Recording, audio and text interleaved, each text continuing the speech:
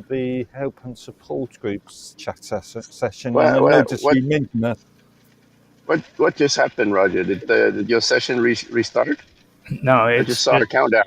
it was just starting now. Oh, I, dear. Okay. I've got to test the audio and everything, so it's it. Don't worry about it. It's not the official beginning. It's just where I'm doing the audio test because I've tried to do that. The guy that I commented on my conspiracy videos Mm. said that I needed to freaking hold off on the extra time, but man, I can't. I can't trust freaking the computer enough to freaking just jump on here without. Well, yeah, we've had what an hour's worth of just pre-show sort of rubbish on some of those videos. Well, I mean, pre-shows, yeah. With that's and doing the audio test is important too. Hey, but Granted. but back to Mark's point, Roger. The description has a little bit to do with the number of views. So Yeah, don't be that's what lazy. he said. Well, I mean, if you want to do that, go for it, man. Man. I I mean, you're an English guy, or you're both English guys. You should be better at this than me. well, technically, I'm from the United States. No, just saying it, dude. You know, I mean, Bloody Morgan Americans, yeah. freaking, I mean, Yeah. Canadians have more energy than we do. You know that. English speaking, what I meant. But okay, touche. But Only problem is with that is that I was creating those sort of referral the referral posts for the Minds town hall meetings.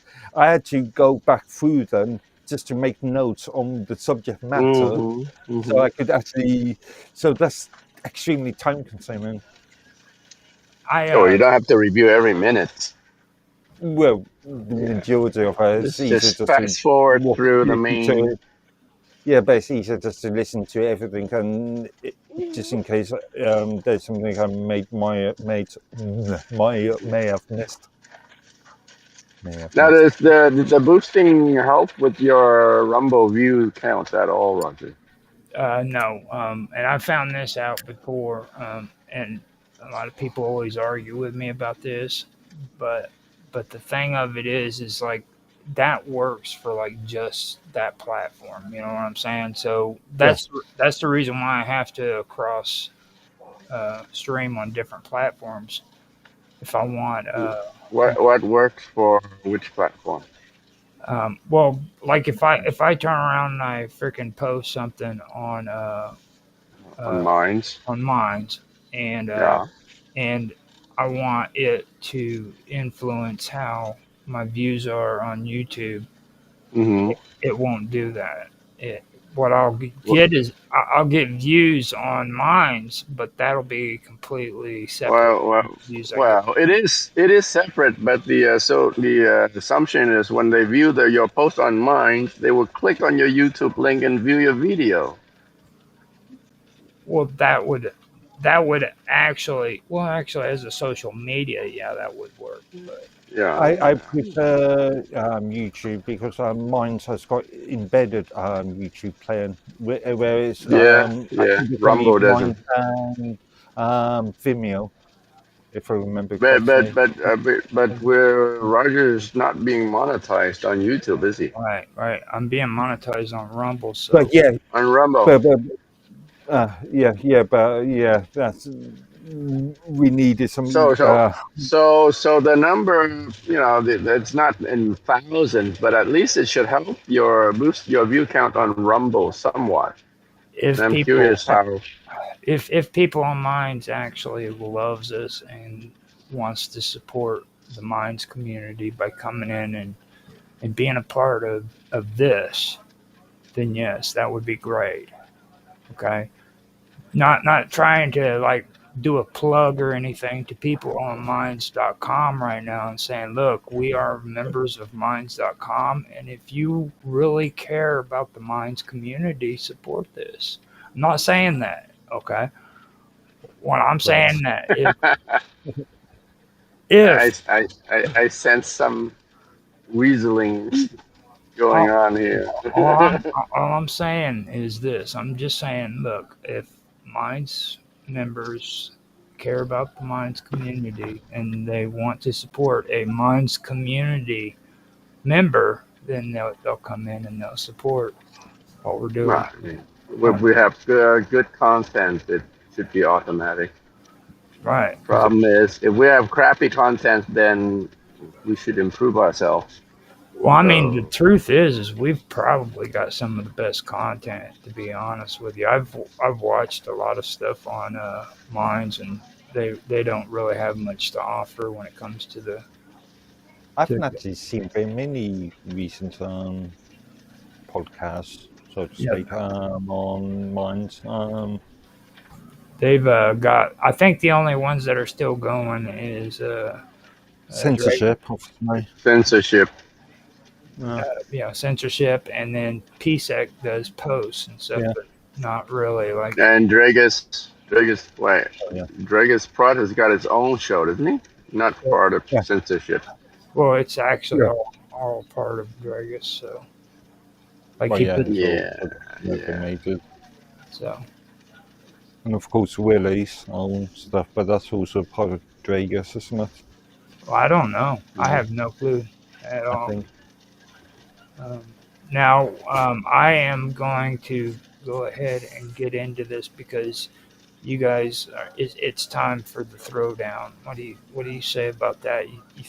You ready to get jiggy and start Okay. talking? Just normal trolling like you did on the chats just now. Oh, that was excellent. I thought that was great. So now I'll do my countdown and then I'll do an introduction and we'll get into this. Okay. Okay. So 3, 2, 1. Now. Hello, everybody, and welcome back to another episode of Tech Talk. I'm Roger Hansen here with Mark Edworthy and Tanhai Tran. Today, we are going to go one step further with the conversations that we've been having concerning AI, and which I know Mark has a problem with that term, but that's the appropriate thing for me to say right now. Other than that, we've also discussed Alphabet Inc. and Meta. Meta, what's the proper term for that again, Mark? Meta Platforms Inc. Yeah, Meta Platforms Inc. Is the corporate name, yeah.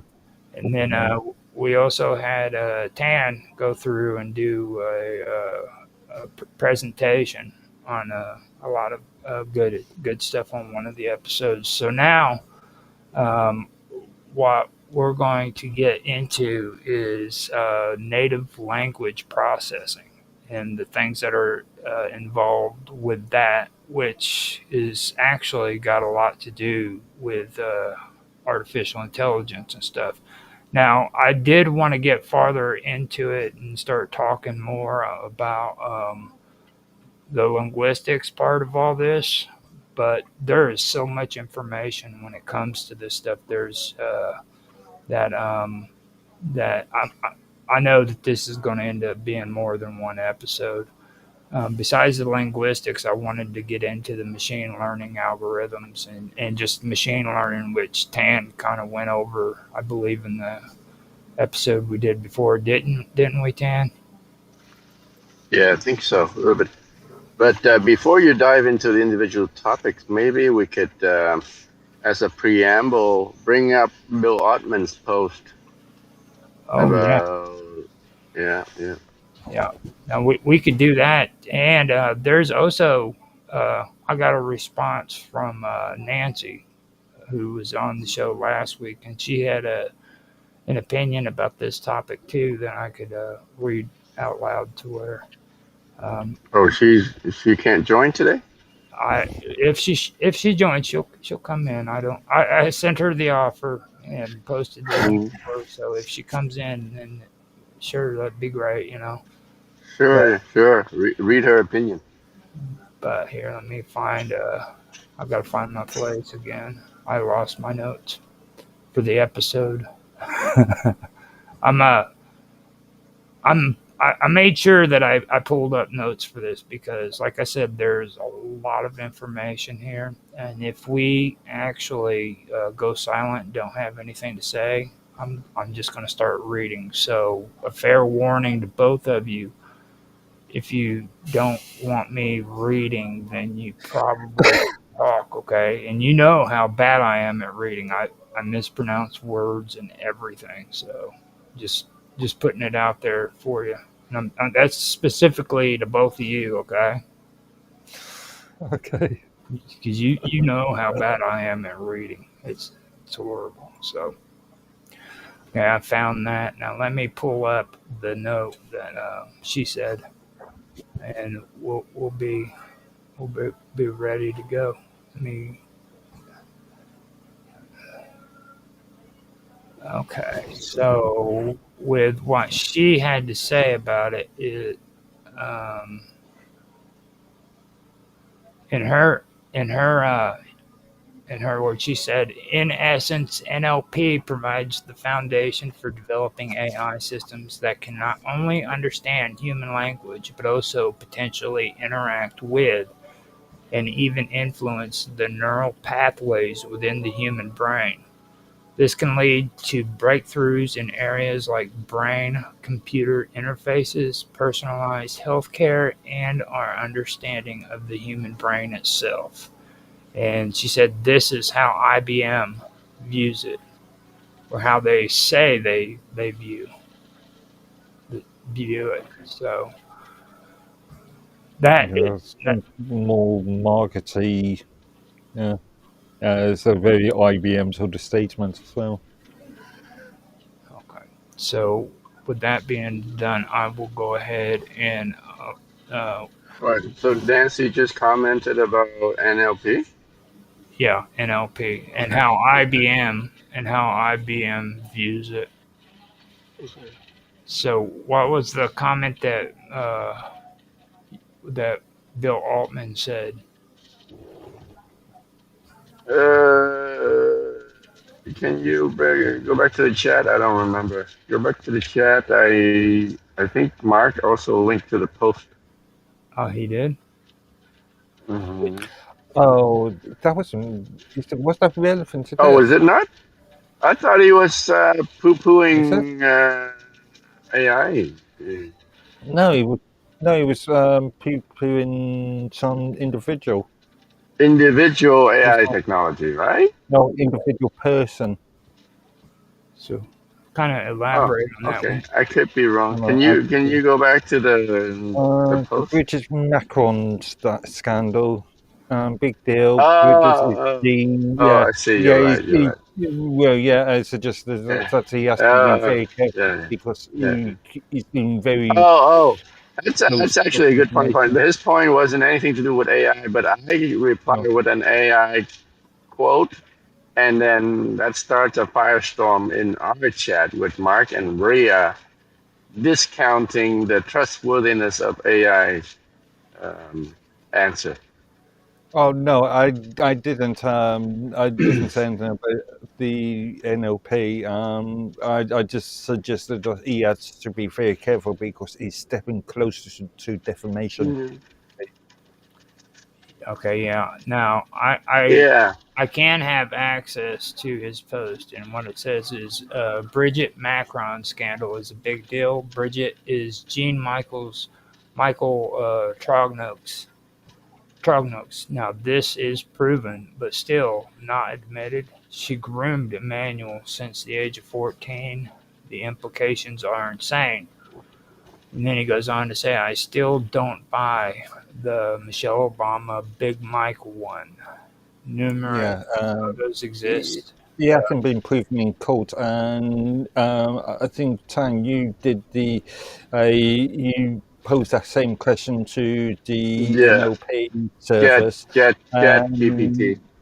didn't the NLP service said GPT say something about Get GPT. that somebody has already been sued for such allegations? Yes. Yes. Yes. Yes. Yes. Yeah, yep, yep. It says numerous And, photos exist of her as a little girl. I get the joke, but a lot of people are jumping on this bandwagon without doing research because they want to believe it. So So in fact, Bill's Bill's post is incorrect. It hasn't been proven. It's actually been disproven. Else there wouldn't have right. been a legal case for defamation in the first place. Yep, yep, yep.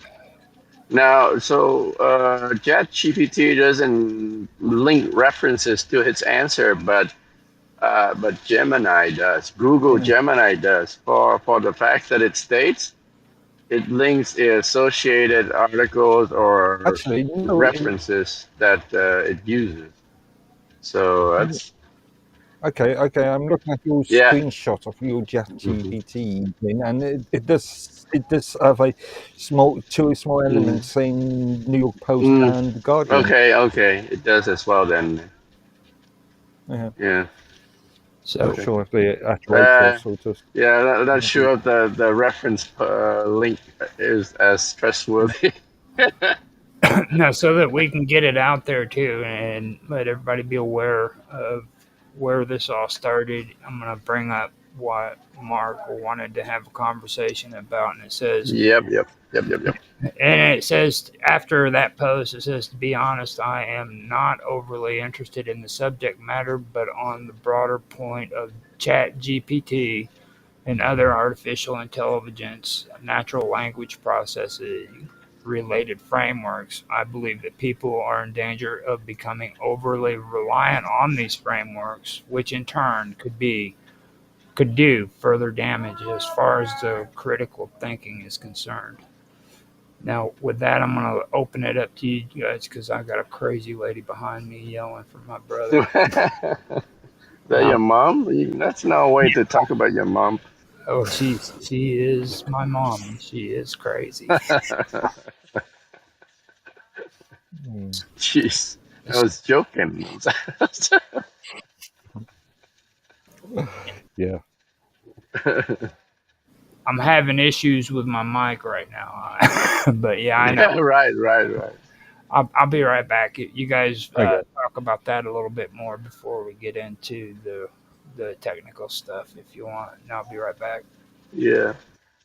So to your point, Mark, I mean, yeah, we shouldn't be overly reliable on any claimed research, right? So Mm. it's the same. It's the same caveat emptor that we have. We need to.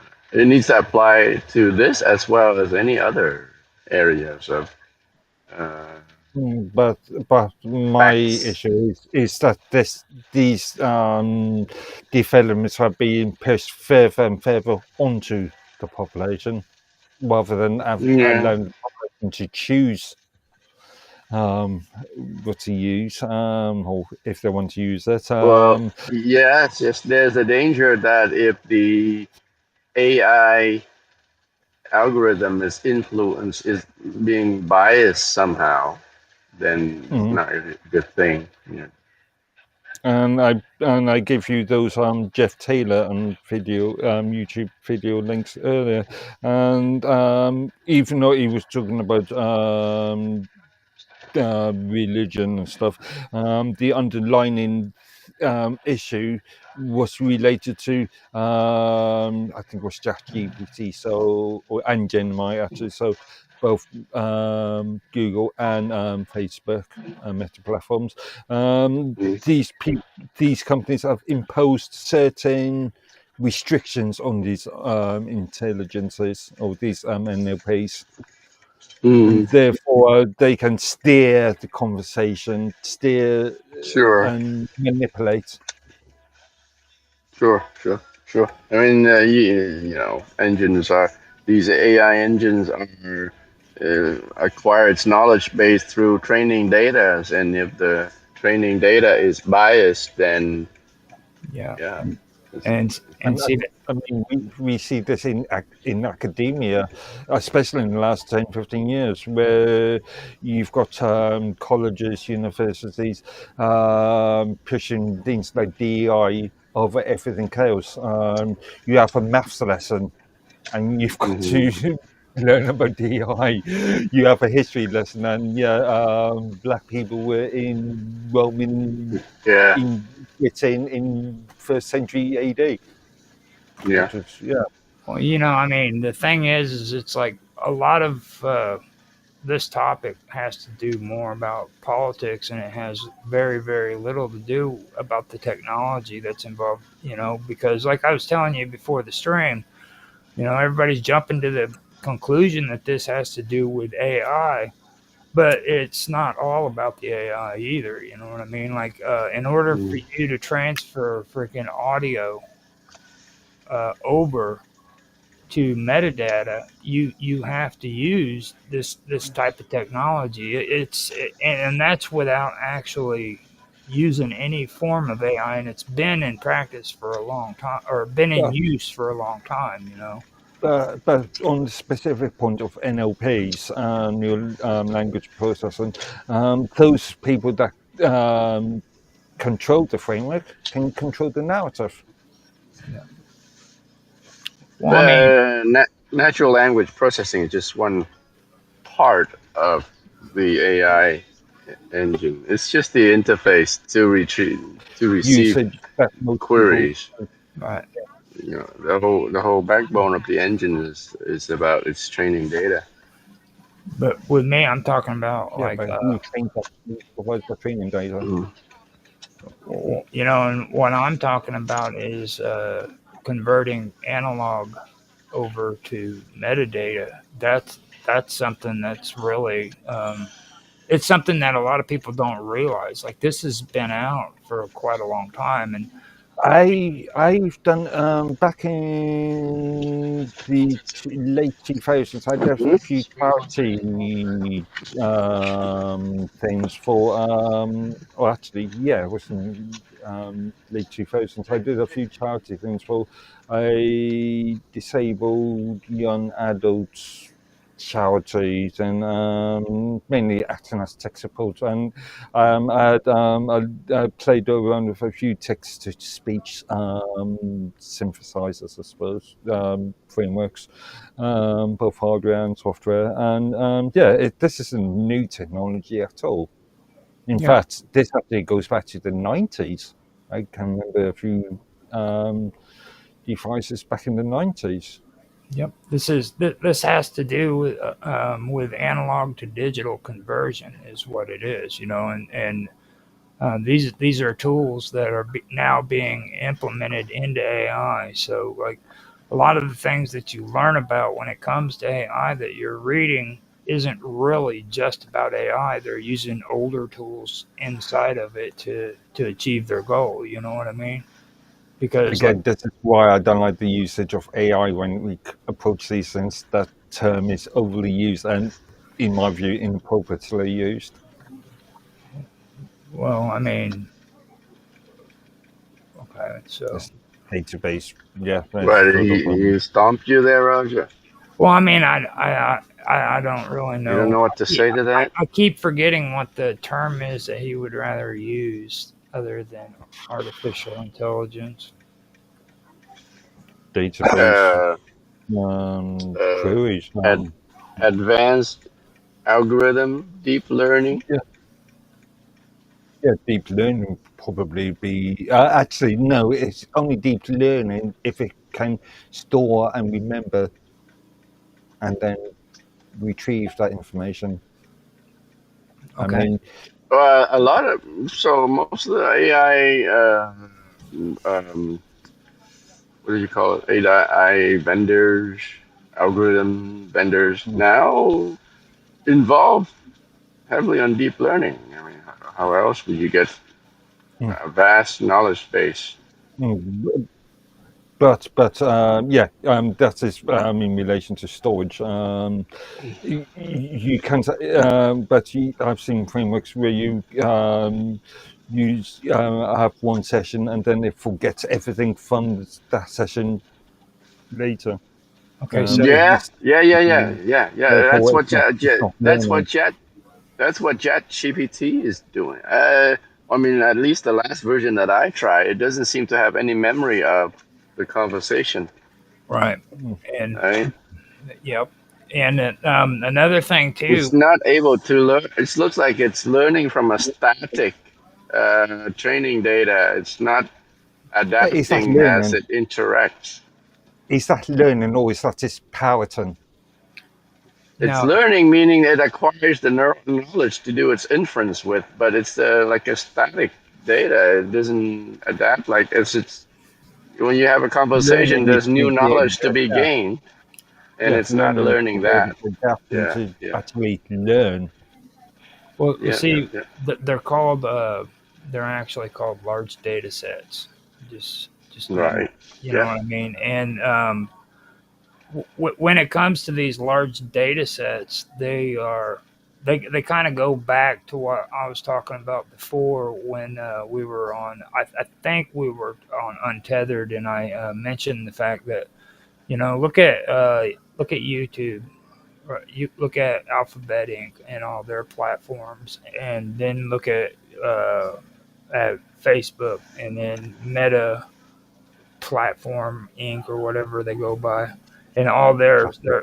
their platforms. Okay, now people would have to pay for the data that they're getting if they didn't freaking have platforms like that. But they could just tap right into Facebook and they can get all the data they Actually, need. do they? Because we can access Wikipedia for the price of a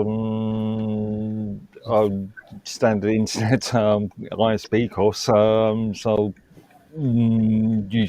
using your argument that we had back in chat earlier for free, quote unquote. See, he's got to take a political shot during a tech talk. You So know, yeah, seriously, like you can access this data for I don't like to use the term free, but for simplistic the purposes, I'll use that term. Yeah, for free. well, I mean, the information is there, is what I'm saying. Mm. Why would you have to even get a data set, set up your own large data set when you can just pull the information straight off of Facebook, straight off of Instagram?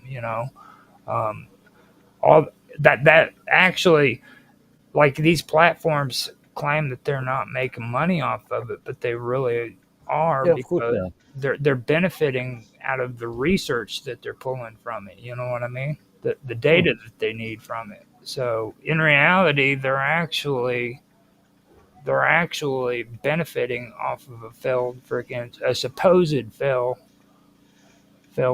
failed project. You know what I mean? Because they always say, "Oh, we're just barely able to uh, make a profit off of it if we ever do." Period. But if that's the case, then why do they keep on doing it? And I would guarantee you this is the reason why. Yeah, the user base is the guinea pig here. It's the experimenter, and they can use that data for the data that they collate for further purposes. And Chat GPT would be actually a general pre-trained transformer, and that is a transformer-based model. You know what I mean? So just to make that clear too. You have to explain that. You have to elaborate a little bit. I think a lot of our audience wouldn't understand what Okay. you Okay. So mean. like when you go to any Chat GPT, there's GPT at the end of that for a reason, and that's a general pre-trained transformer. Okay. Now, with that, what it does is it works on content aware responses, okay? And that's through prompts, conversational agents, automated writing tools are used. Then you have a language comprehension system, or different ones, even. You know what I'm saying? So, that's one big deal that goes along with it. Then you have to deal with things like natural language generation, which is something that people don't realize that if you Uh, so let me jump in for a little bit. So a transformer is just basically a mathematical function Mhm. that takes some input, applies the function, and gives you the output for it. Right. Uh, and with ChatGPT, it has many layers. I think it has millions of layers of that functions where the data goes through, and the output of that function has like an output and then some error uh, Right. factor or something, Yeah. Awesome. Yeah. and and it's being fed back into another layer for additional refinement, and then at the end of the process, when the error factor is within some sort of tolerance level, then the training is done. Right. Um, but it's pre-trained because I think it's pre-trained because exactly what we alluded to before, where it's not able to learn anything new from our conversation. It's basically answering from pre-trained data, Right. and any new data that it gains from the conversation is not absorbing, it's not saving, it's not being fed back into its uh, Which is data set. actually, which is actually interesting because those Jeff Taylor videos I gave you earlier, Jeff and his co-host was arguing that in some of these frameworks, they are actually learning, they're actually Yeah, recognizing Yeah. yeah, individual. yeah. And see, Yep, I'm talking about ChatGPT specifically. I don't yeah. think it's able to learn right now. Now, Um, Chat GPT Olama, actually, the chat engine, the Olama engine also is not able to learn it yeah. Now, from the session. I actually did check that out, and there's they're moving towards neural networks rather than the systems that they had before. So um, that's really what is what the issue comes down to when it comes to the learning behind it, because they're I think they're all neural networks, Roger. They're multi-layer neural yeah. networks.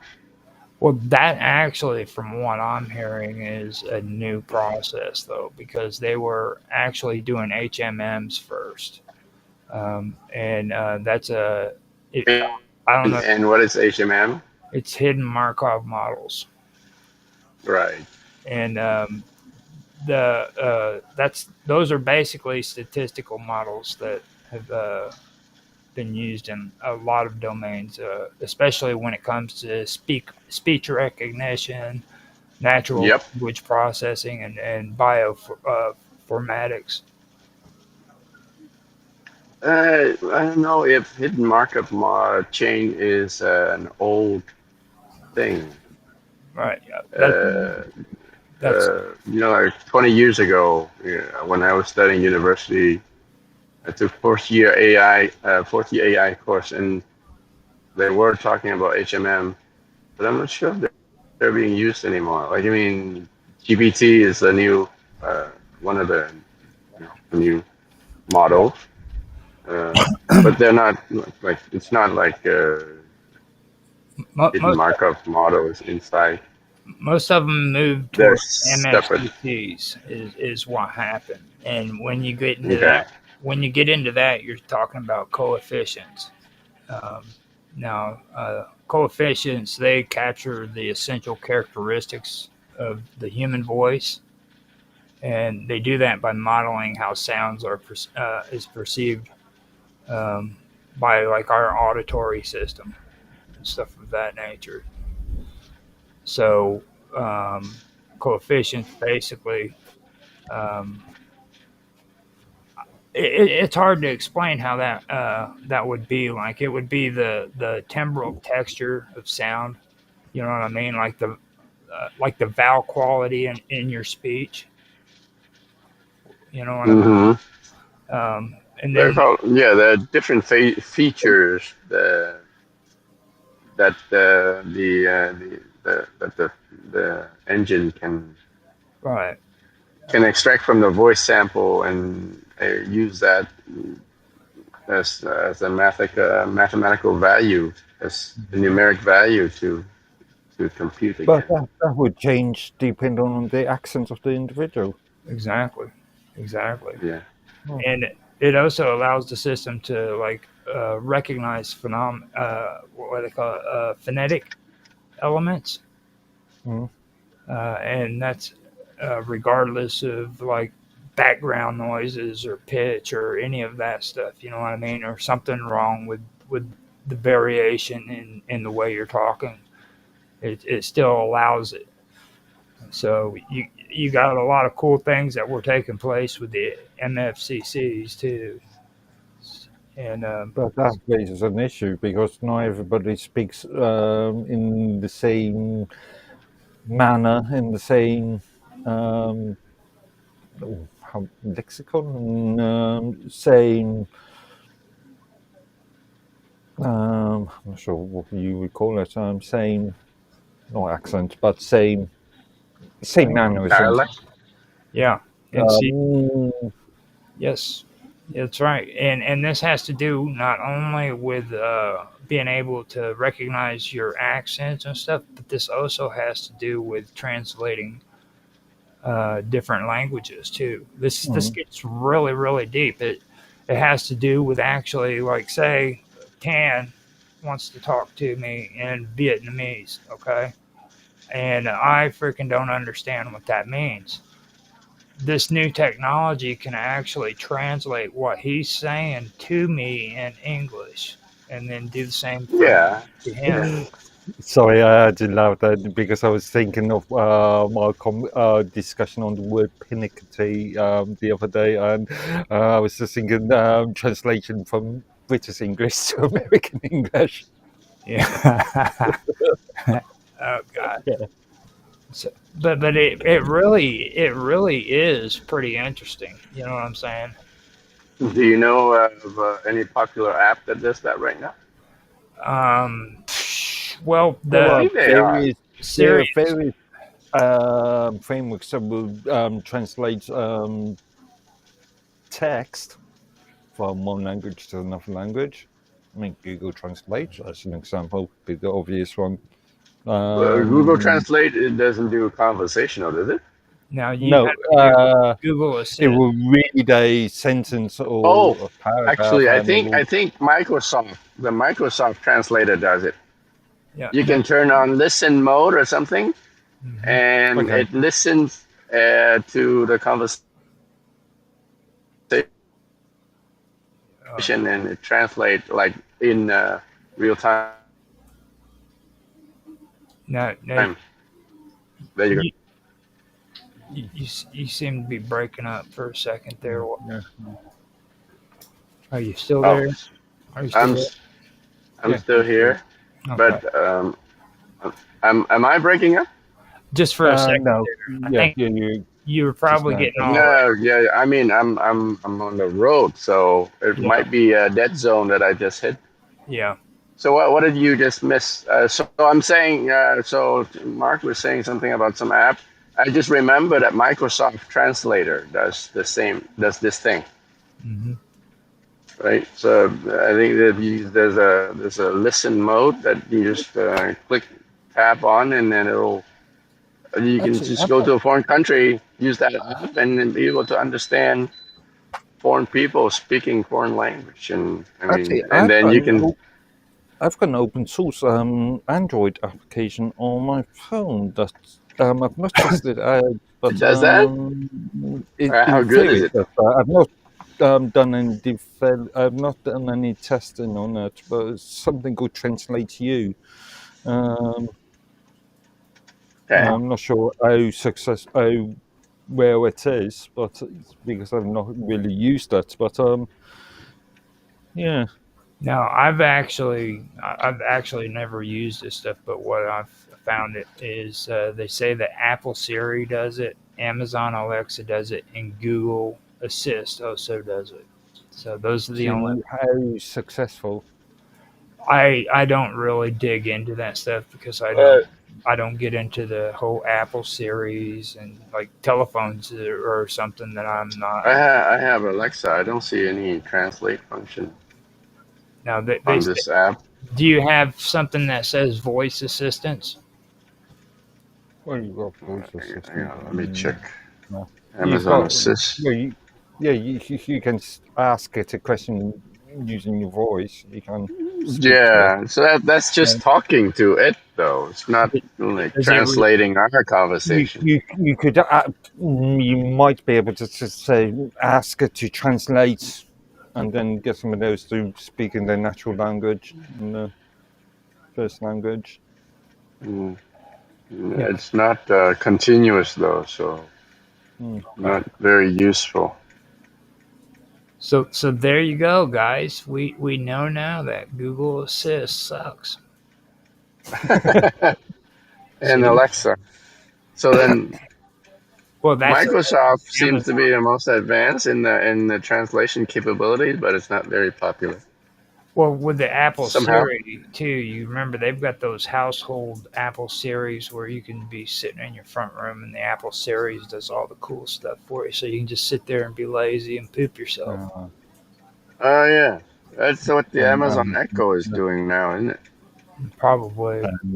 whoever sticks those devices in the home is just asking for trouble. Mm, I have a few of those devices in my home. Yeah. Okay. Actually, I did find a open source project that does local processing. Okay. So you could actually build your own local infrastructure and not be reliant on the internet. I couldn't be bothered maintaining that. I mean, I don't even have a local NAS server. I suppose you probably do, right, Mark? I did have, but I need to actually I need a new power supply for a machine anyway. So And see, I want to dig deeper into this too because, like I mentioned, there's some of this technology that was around before this popular AI came around. Okay, and this is a good time to bring it up. It's automated speech recognition. Okay, now everybody It's knows, old. right? Automatic speech recognition is old stuff. It's probably like in common use. Right. Well, for me, I remember back Well, when. that's what Alexa, Amazon Alexa, Yeah. and Echo and Google is using, yeah. right? So it's like you go, hey Google, blah blah blah, automatic speech recognition. Dude, I remember when they were starting it out with freaking Windows Vista. You know what I'm saying? Like, um, I would sit down with my laptop and just play around with it to try to get the commands. Granted, it wasn't really all that great, you know what I mean? But it was there. I mean, they were actually working on it, and that was back when I was like in my 30s. Actually, yeah, I think you'd have to go back at least another 10 years if we can say starting out. There was, yeah, It would have been about 12, at least 12 to 15 years ago that I remember first getting interested in it. I would sit at the laptop and sound like Scotty off of Star Trek. I think this development go back at least 20 years. At least 20 years. Mm-hmm. Mm-hmm. Yep. So I mean, for me, it's not only like crucial for like artificial intelligence, but like it has to do with engineering and stuff. So you say it's Yeah, crucial. yeah, it really is. This automated speech recognition is probably one of the most crucial parts of this whole thing. There are other human interface devices. such as a keyboard. Well, that's not the same thing. I mean, I you wouldn't should, call you it should really kind crucial. of, you should It be may be kind of, convenient, but it's not crucial. you should really be ashamed of yourself for saying that out loud on the internet. I mean, No, seriously. I kind of agree with Disagree. Mark. I It's just another disagree with your, interface. yeah, I disagree with your term crucial. It really is. I mean, you have to have audio signal processing. Okay, Why? it's very crucial. Like do you want your audio converted from analog into metadata? No, you are missing the point. It's just another human It deals interface with device. It's It, just another human interface deals device, with no different than analysis. a mouse or a keyboard or a touchscreen or keyboard. It's just another Okay, method of inputting data. but it's crucial because it deals with analysis. You have to You can transform and interpret freaking sound waves. You It's know, not crucial as far as the user is concerned because, again, the user can always use a keyboard. but dude, you're not going to get no sound. I mean, Irrelevant of sound or not. we're sitting here having If a somebody wants conversation. to, if somebody wants to ask these frameworks a question, they can always No, simply use a no. keyboard. You They see, don't have to use. you're getting confused with AI again. I'm talking about on the actual function of the computer. We are sitting Yeah, here that's what I'm having talking this about. The function. conversation right now, That's and what I am talking about. The function of you know why yeah, we're the doing that? user interface device, i.e., the way that the user interacts with the software It's or the called framework. audio signal processing. The Okay, keyboard, your a physical keyboard where you type on. your keyboard is for typing. Your audio signal processing is for your audio to pick up what you were saying and transmit it to me. Again, it's just another form of input. It's just another method of It's crucial. providing, yeah, providing an input That's to what I interacting with a. well, you know, it's converting spoken language into Sorry. data is basically what I'm saying. You know what I mean? So that the computer can actually understand it. Yeah. You see what I mean? Okay. Again, I still criticize your usage of the word crucial. It is crucial. It's just Okay, as crucial as what the keyboard is. let me jump. Huh. I think he's saying that the technologies to recognize the voice input and being able to translate it into some meaningful query for the computer. Yeah. So Okay, I can see where you're going with. there's some AI technology in the works there in order to process the input, but there's another big AI engine that You're breaking up. Yeah, you're breaking up again. He just went. Yeah, just Now, speaker still driving. Yeah. another part of all that too is like the system has to distinguish between like various noises, different streams of sound. You know what I mean? Like you have background noise, you got various accents and stuff like that, things like that. As far as background noise, noise reduction, echo reduction stuff is a fairly old technology. Right. I'm using this microphone, which has got hardware noise reduction, very good noise hardware noise reduction in it. Now, this goes back to what I was saying too. Like this has to do with technology that we've already been using. So don't be fooled whenever you read or hear about this stuff with AI. This isn't any big deal. This is something that your computer has had to do all the time. You know what I mean? But you also have to take into consideration too, not just accents and background noises, but like the different speaking speeds, how fast we talk or how slow we talk. You know, It also Mm. does that. So that's important too, because like when you get all rowdy and start bouncing around in your chair and everything, you know. I know people that speak a lot faster than I speak at a sort of moderate sort of speed, I think. But I know people that will speak a million miles an hour. Now, the whole thing with analog to digital conversion, okay, that's something else that I think a lot of people don't really understand when it comes to like analog sound waves. Um, that's something I that think people do understand analog to digital conversion because throughout sound to computer, audio to computer sort of technology, going back to CDs, going back to optical discs. yeah, but people People, don't people don't understand that sound waves are continuous, okay, and they're mm, naturally occurring vibrations that are in the air. You know what I mean? Um, they they they they freaking change in pressure even over time. So mm, you got vibrations going on, and you've even got pressure that's involved in that changes as it goes as time goes by.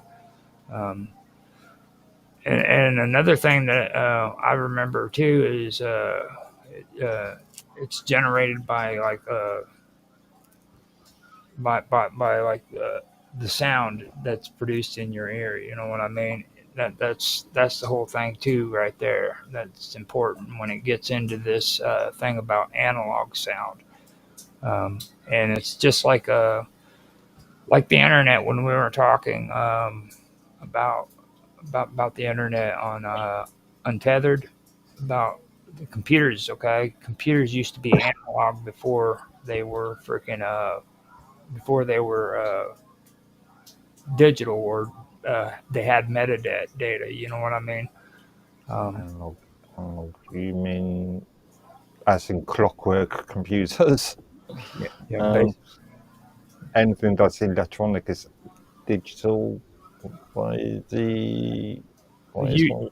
you remember when you had to um, access the internet through those weird beeping sounds in the phone? Okay, okay. You know, Yeah, but that's still conversion of analog to digital.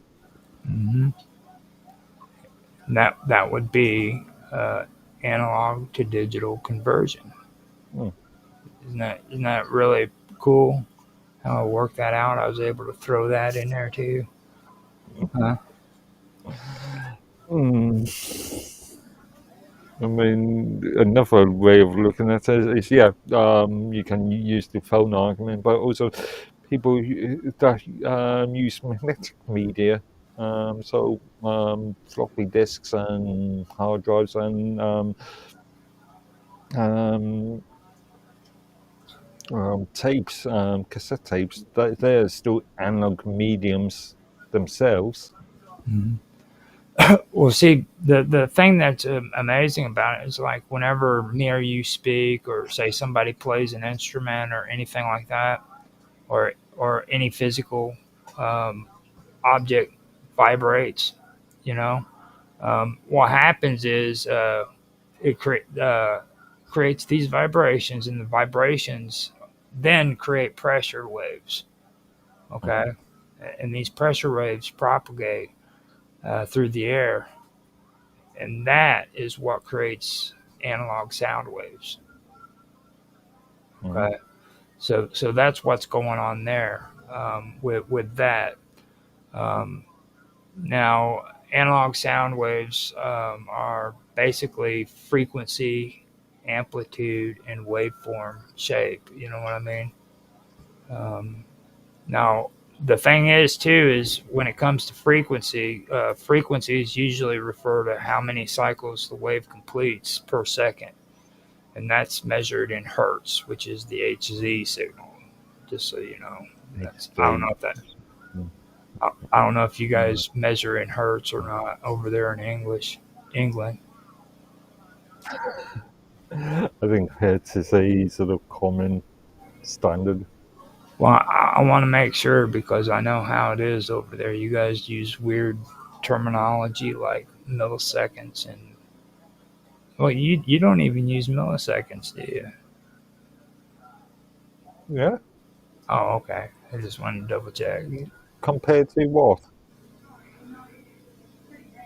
Well, that is a good question, actually, because there is no other word for a millisecond is a millisecond, right? Yeah. Sure, we might use different measurements like feet and or miles compared to kilometers, and pounds and ounces instead of or pounds, stones, and ounces compared to pounds and stone compared to ounces or kilograms. Right. Mm. Now, these cycles that waves complete per second, which is measured in hertz, that determines the pitch of the sound. The higher frequencies correspond to higher pitches, basically. And like with a lot of this new AI stuff, they say that there's they they're they have they're varying in frequencies and the amplitudes of it, but I don't see how that actually would work out, considering that all of this is actually supposed to like when it comes to analog sound is basic. Usually, it's generally very smooth. You know what I mean?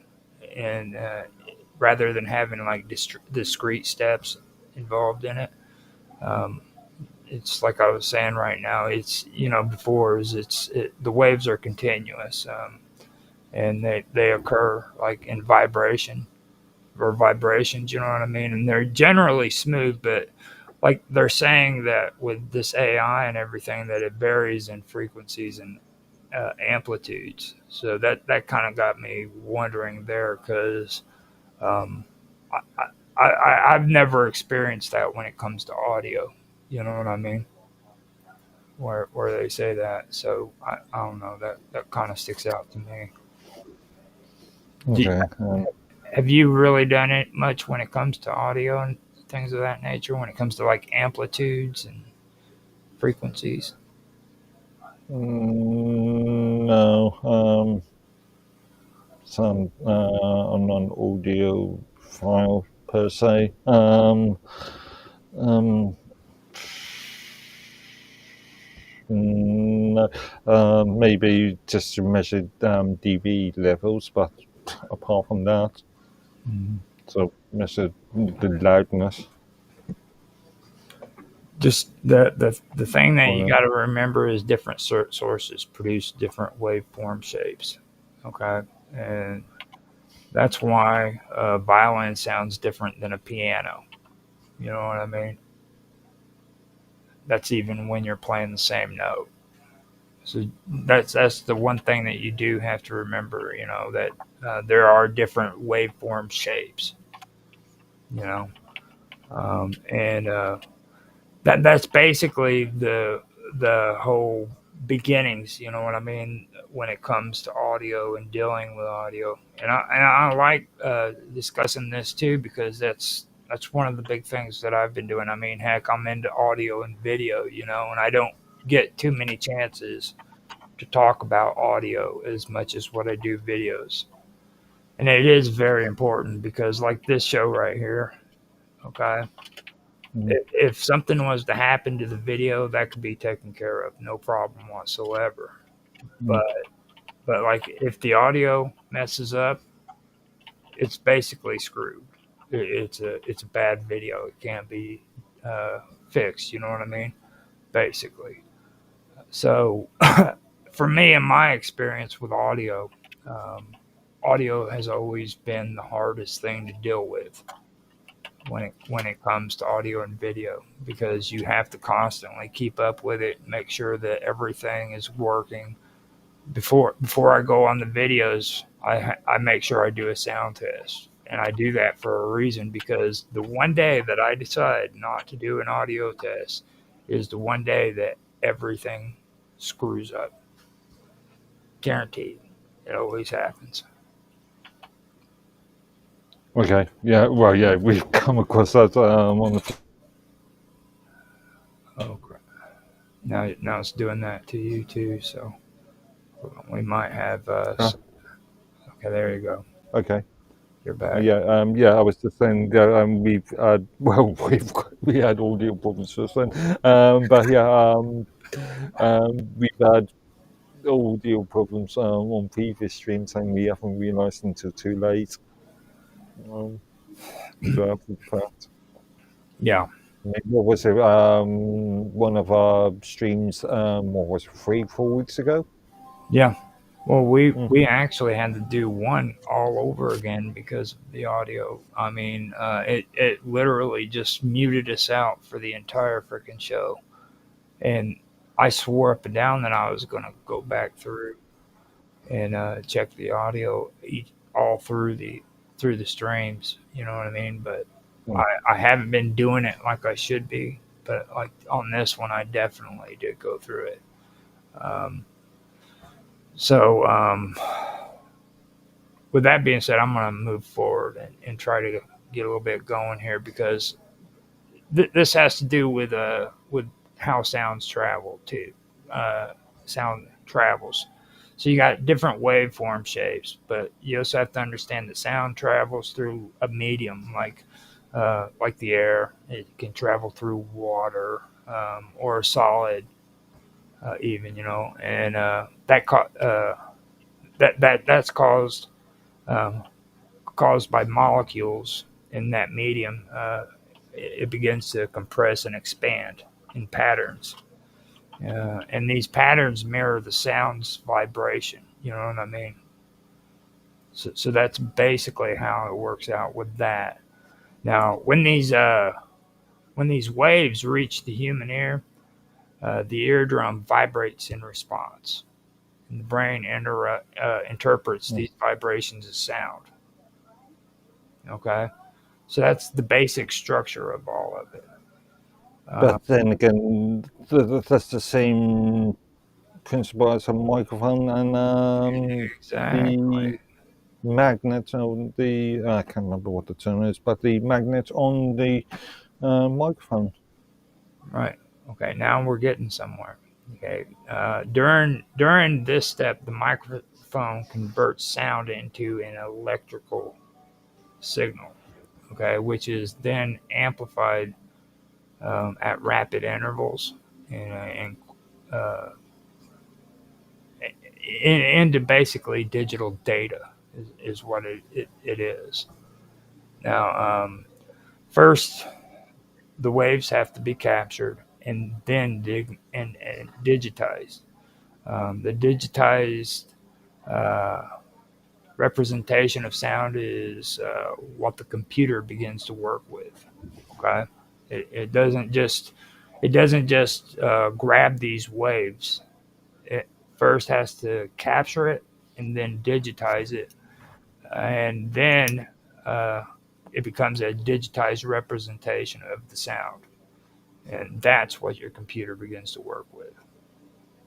Okay, so it's not actually the the wave. It's a representation of that wave.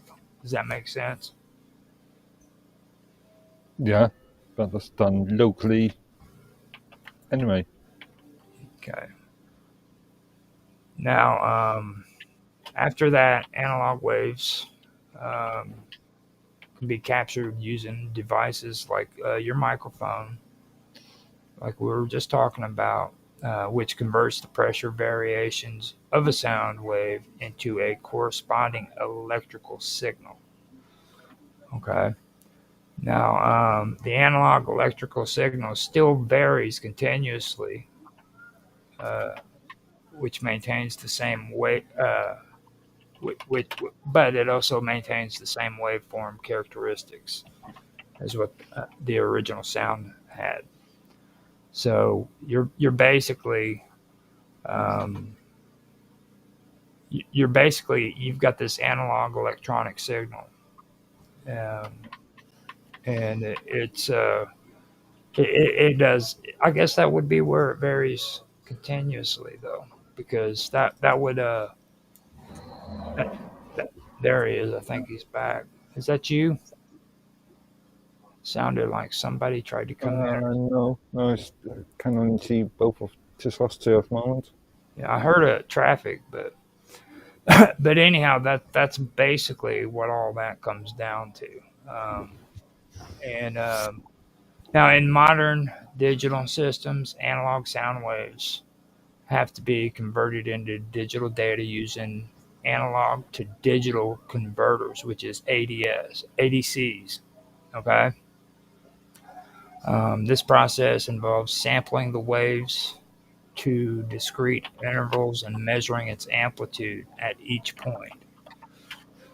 While this results in a loss of the smooth continuity found in analog signals, high sampling rates and bit depths can preserve sound quality to a level of that's indistinguishable to the human ear. So when you actually convert analog into this digital form, you're actually losing quality. You know what I mean? It's too minute for you to actually hear with the ear. So I did find that pretty interesting. Right. Um, and After that, now see. Oh, so let me go back and let me point out. This is the basic functioning of audio. Okay, this has absolutely, well, I guess it does now, but it's not just AI. You know what I mean? This is the way it has always worked when it comes to converting analog audio over to what we hear on the computer. Again, it's got nothing to do with artificial intelligence. It's just the way that's been converted. Normal different than speech audio being picked up by a microphone. Well, they do it better than what we do, is what it basically. From what it sounds like, they do it faster and more efficiently. It's got no. It's a local thing. Again, the microphone will convert the audio pattern from analog to digital. It's a hardware thing.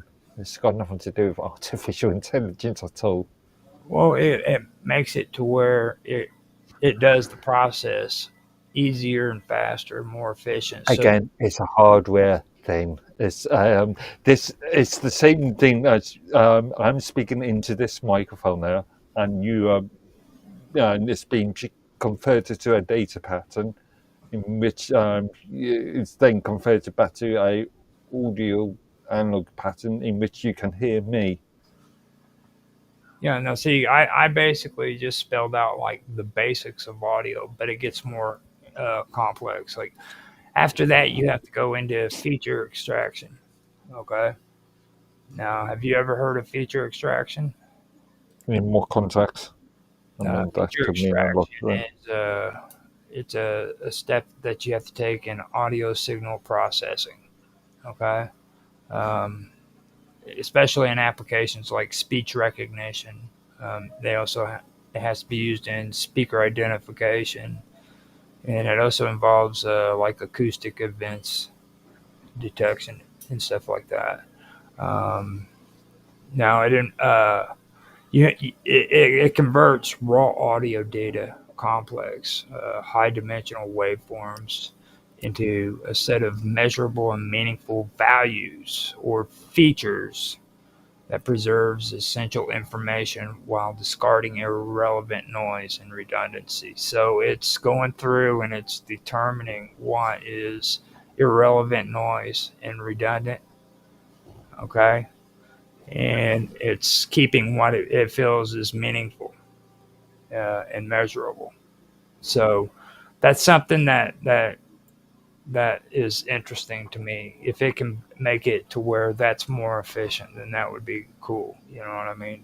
But that's also a part of audio that doesn't necessarily have anything to do with AI either. You know what I mean?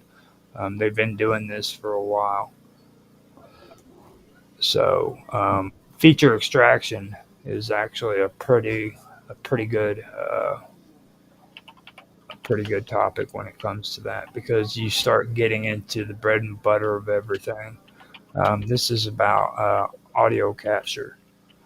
Um, Now, the whole thing about feature extraction, what its real goal is to like simplify the data that makes it uh, in a way that makes it easier for like machine learning models, so that they can analyze and interpret without losing any of the characteristics that define what's actually being heard. You know what I mean? Uh-huh. So that's something that is really important right there when it comes to like machine learning, and it needs it. It's actually pretty that when I use the word crucial, that is probably where the word crucial should have been used more than what I used it before, um, because that's what it has to use in order to do it. Now,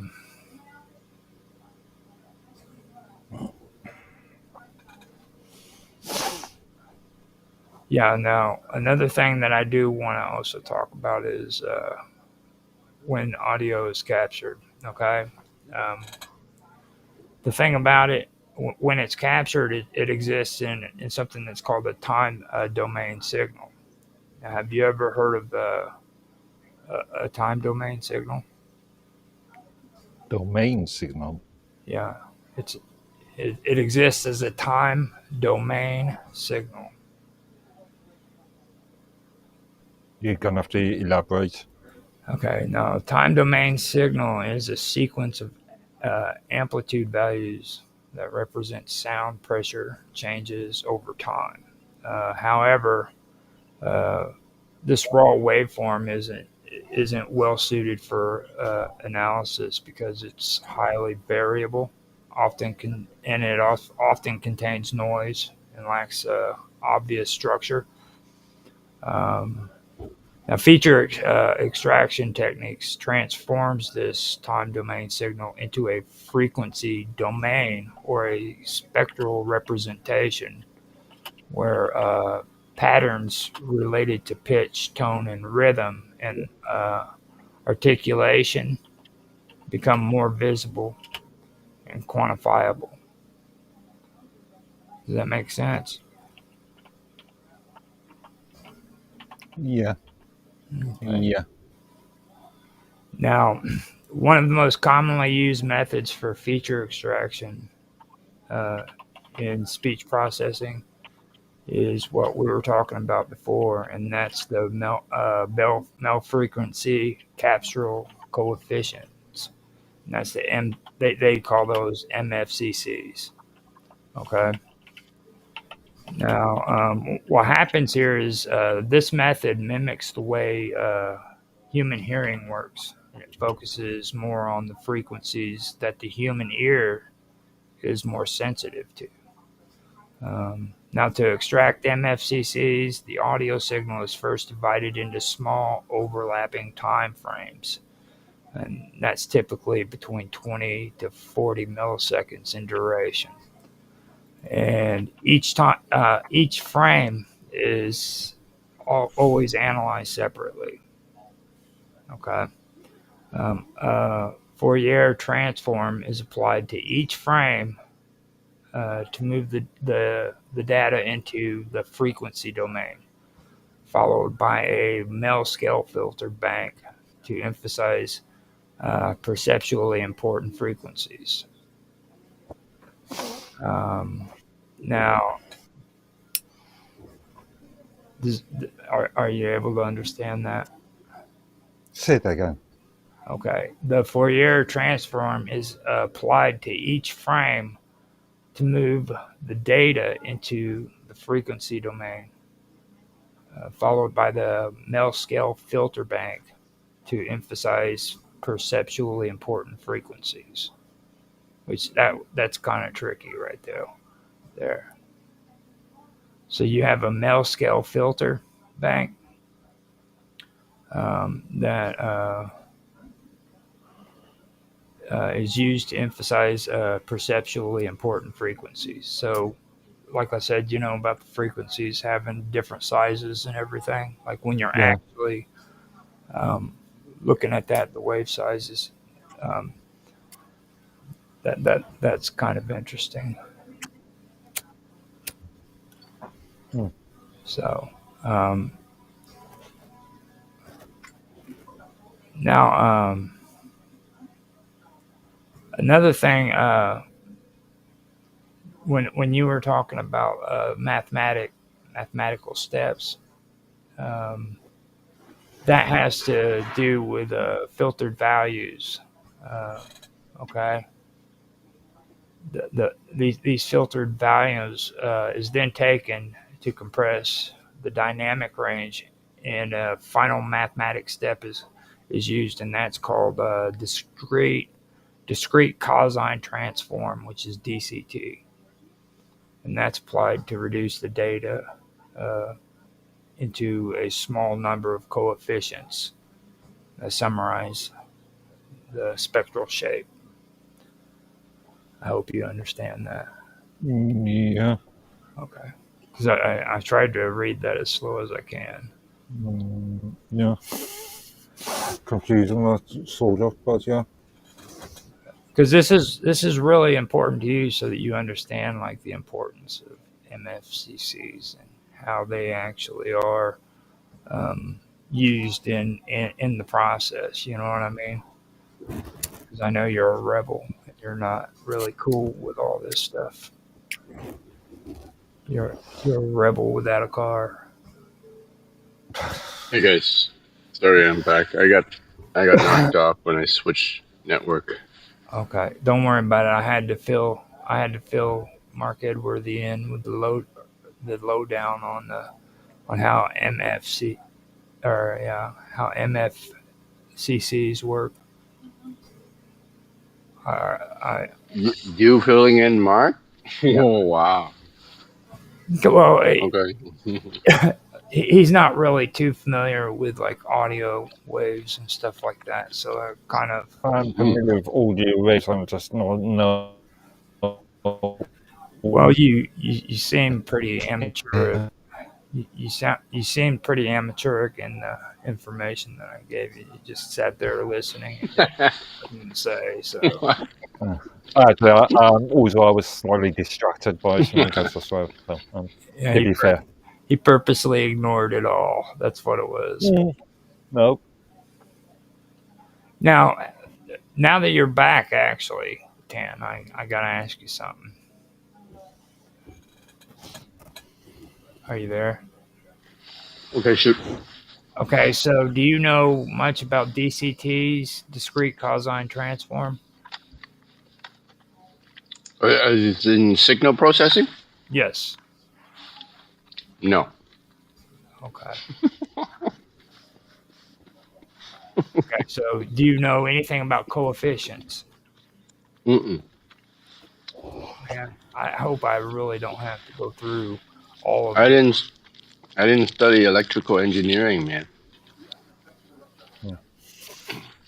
You Well, know, actually, so this is for the sake of listeners. You should give a brief overview of any terminology that we well, talked about. I just did. I'm just trying to see. I did all that. We got that taken care of.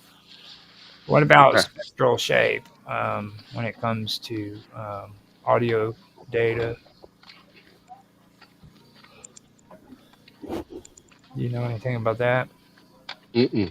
Okay. Okay. So what I'll do is I'll just continue where I left off with the coefficients. We just got Okay. Yeah. Just continue. Sorry. okay. So we just got to the coefficients, and what the coefficients do is these coefficients capture the essential characteristics of the human voice. Okay. And how it does it by modeling how sound is perceived by the human auditory system, which I had mentioned just a little while ago. Now, coefficients form the MFCCs and represents the timbral texture of sound, and that would be sounds like the vowel quality in your speech. Okay, so MFCs allow the system to recognize phonetic elements in speech regardless of background noise, pitch, or speaker variations. Um, Once features are extracted, the system performs segmentation to divide the continuous stream of audio into distinct units, such as phonemes, syllables, or words.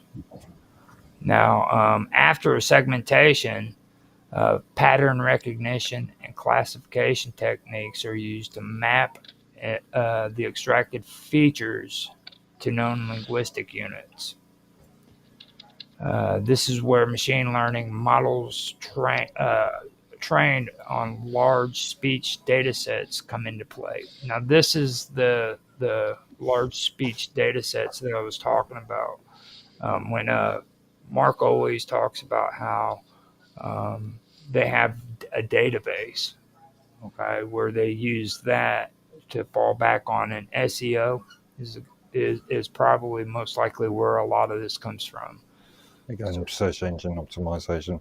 Right. Remember to use full terms. Right. Now, this is where machine learning models are come into play. You know, where they're trained on large speech data sets. That's where all this comes into play. Now, these models compare the incoming signal to learn patterns to determine what words are most likely being spoken. And this is where we also come into like hidden Markov models, which is the HMM or the HMMs. Have you heard about the HMMs, Dan? Oh yeah. Okay. Like I mentioned before, I took an AI course 20 years ago, So, and we study speech recognition mhm. and neural net. And hidden Markov model is one of the neural network models that are being used 20 years ago, though. Mhm. But we've been through this. Now, what about the you have HMM, but did you learn more about the Markov process, the standard Markov process?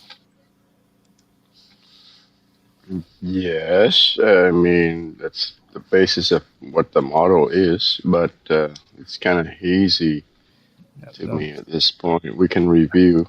Now, the system transitions from one state to another with certain probabilities. Okay. Now, the next Yes. the next state depends only on the current state, not on the prior history. Does that make sense? Yeah. It's a feedback network. So yeah. So HMM is a probabilistic model, and Exactly. and This comes back to the conversation we were having about Chat GPT. Okay. And why it's so stupid, why it's so dumb, why it's so ignorant, why it's the dumbest form of intelligence on the face of this planet. If we use the word intelligence, which would make Mark Edworthy mad. Okay. Again, intelligence can mean a lot of things. We display a form of intelligence, but so does a ant. But you aren't going to ask an ant to do algebra. That's not really a fair assumption. Yeah, That- when you use the term intelligent, what do you actually mean? what do you think about that, Tan? Do you think that was Well, No. actually pretty shitty? You know what I mean? That's like, really, dude, you got to go there. It's like again, now I we got to mean, go into Scientology. what sort of level of intelligence? You can get people with an IQ level of 85, and you can get people of an IQ level of 120. Now, in the case of speech recognition, the observable outputs are typically acoustical or acoustic features derived from the audio signal, such as mel frequency, uh, cepstral coefficients, which is the initials for, or which is where the initials MFCCs come from. Now, these features represents the sounds being spoken, but they don't directly tell the system which phoneme, syllable, or word is being spoken. Instead, the HMM tries to estimate the most probable sequence of hidden linguistic units, like phonemes or words, that could have produced the observed sequence of audio features. Another common feature is the spectrogram, which displays how the frequency content of the signal evolves over time. Have you guys heard of spectrogram? Yeah. Yes. Would you like to elaborate and tell us a little bit about what you know when it comes to spectrograms? Because I've got to go to the bathroom real quick, and I'm tired. I'm really. So, what do you guys know about Again, spectrograms? this is relating to signal processing now, right? Right. But signal processing, we're talking about electrical signal. You're talking about sound Audio. waves. Yeah. Yeah, audio signal. Okay, right. Okay, audio signal, same thing. Spectrogram, isn't it like a diagram where it shows the frequency Yeah. over time, the frequency of the sound signal over time. Frequency of noise. Yeah, yeah, yeah. But what about it though? What was Roger reading? It's I'm not sure where he's heading on this one. mm, I think he's trying to demonstrate how audio signals are then translated by a machine. okay. That makes sense. Yeah. Well, Well, spectrograms are often visualized as heat maps. You know what I mean? Audio. Audio and heat are two. Sorry, audio heat isn't related to audio. Not, well, maybe back in the day when you were in college and learning this stuff, but things have changed over time. So, Sorry, heat are well, two different I concepts. think they're two different things. I think the Yeah, spectrogram and the heat map are two different things. yeah, you need to understand Um, the key word is visualized. yeah, but um, still, heat and audio are two completely different principles.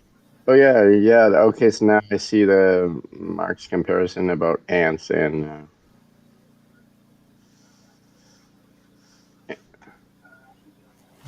I think ants and what was the other? Comparing ants against what? Human? Humans, yeah. Yeah. now the thing of it is like these. So there are two different ways of representing the audio signal, though, right? So one is showing the frequency of the signal over time, and the heat map is where it's the distribution of a certain frequency, right? See, there It's you where, go. Right. where I was time is. thinking heat as in hot and Mm-hmm, mm-hmm, Mhm. mm-hmm. I mean, it's just, when you think like an ant, you really get things messed up. Now,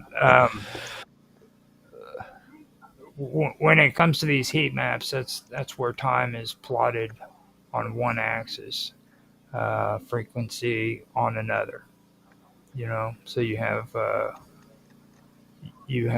time plotted on one axis and frequency on another, and the intensity of the signal, which is the amplitude, is represented by the color or the brightness.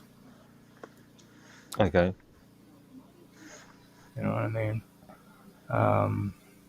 Now, this brings us into neural networks. Okay, this is where things start to evolve. Neural networks, especially convolutional neural networks, which is CNNs. Have you guys heard of that? Never. Now I'm kidding. We've heard of them, of course. So you've heard of convolutional neural networks? Yes. Okay, so let's hear a little bit about that. Let's hear a bit from Tan Hai Tran, because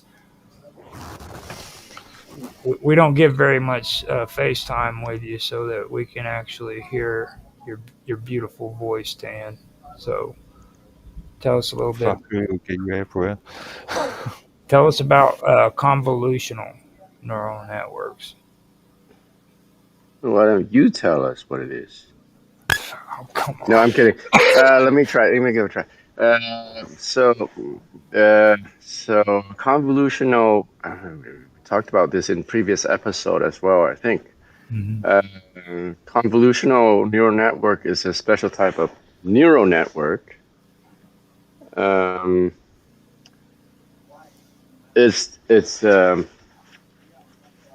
It's got multiple layers.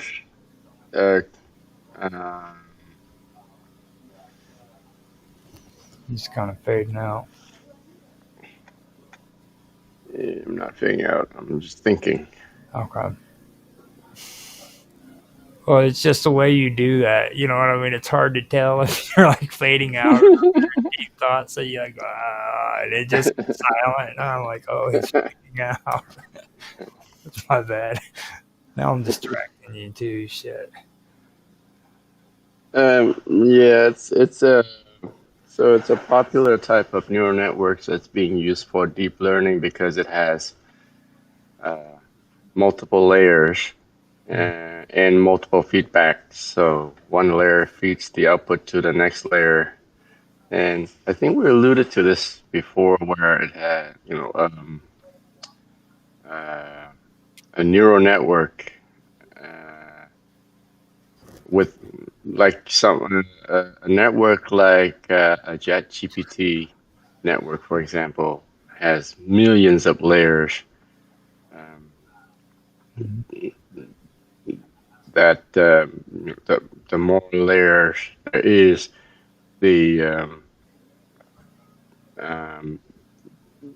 better accuracy the learning result will have.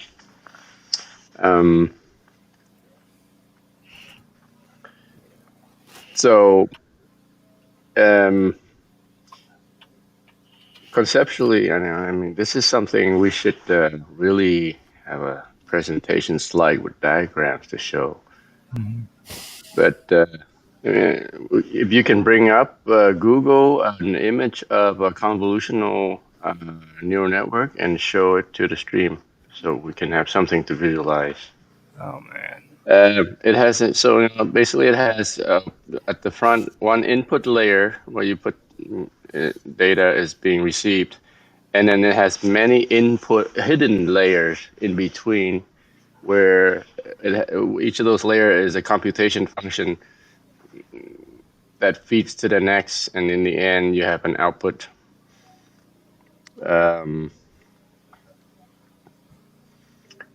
So each input in that convolution neural network, are you finding an image to show? Yeah. Okay, so I'll keep talking. So each input is called a tensor, right? And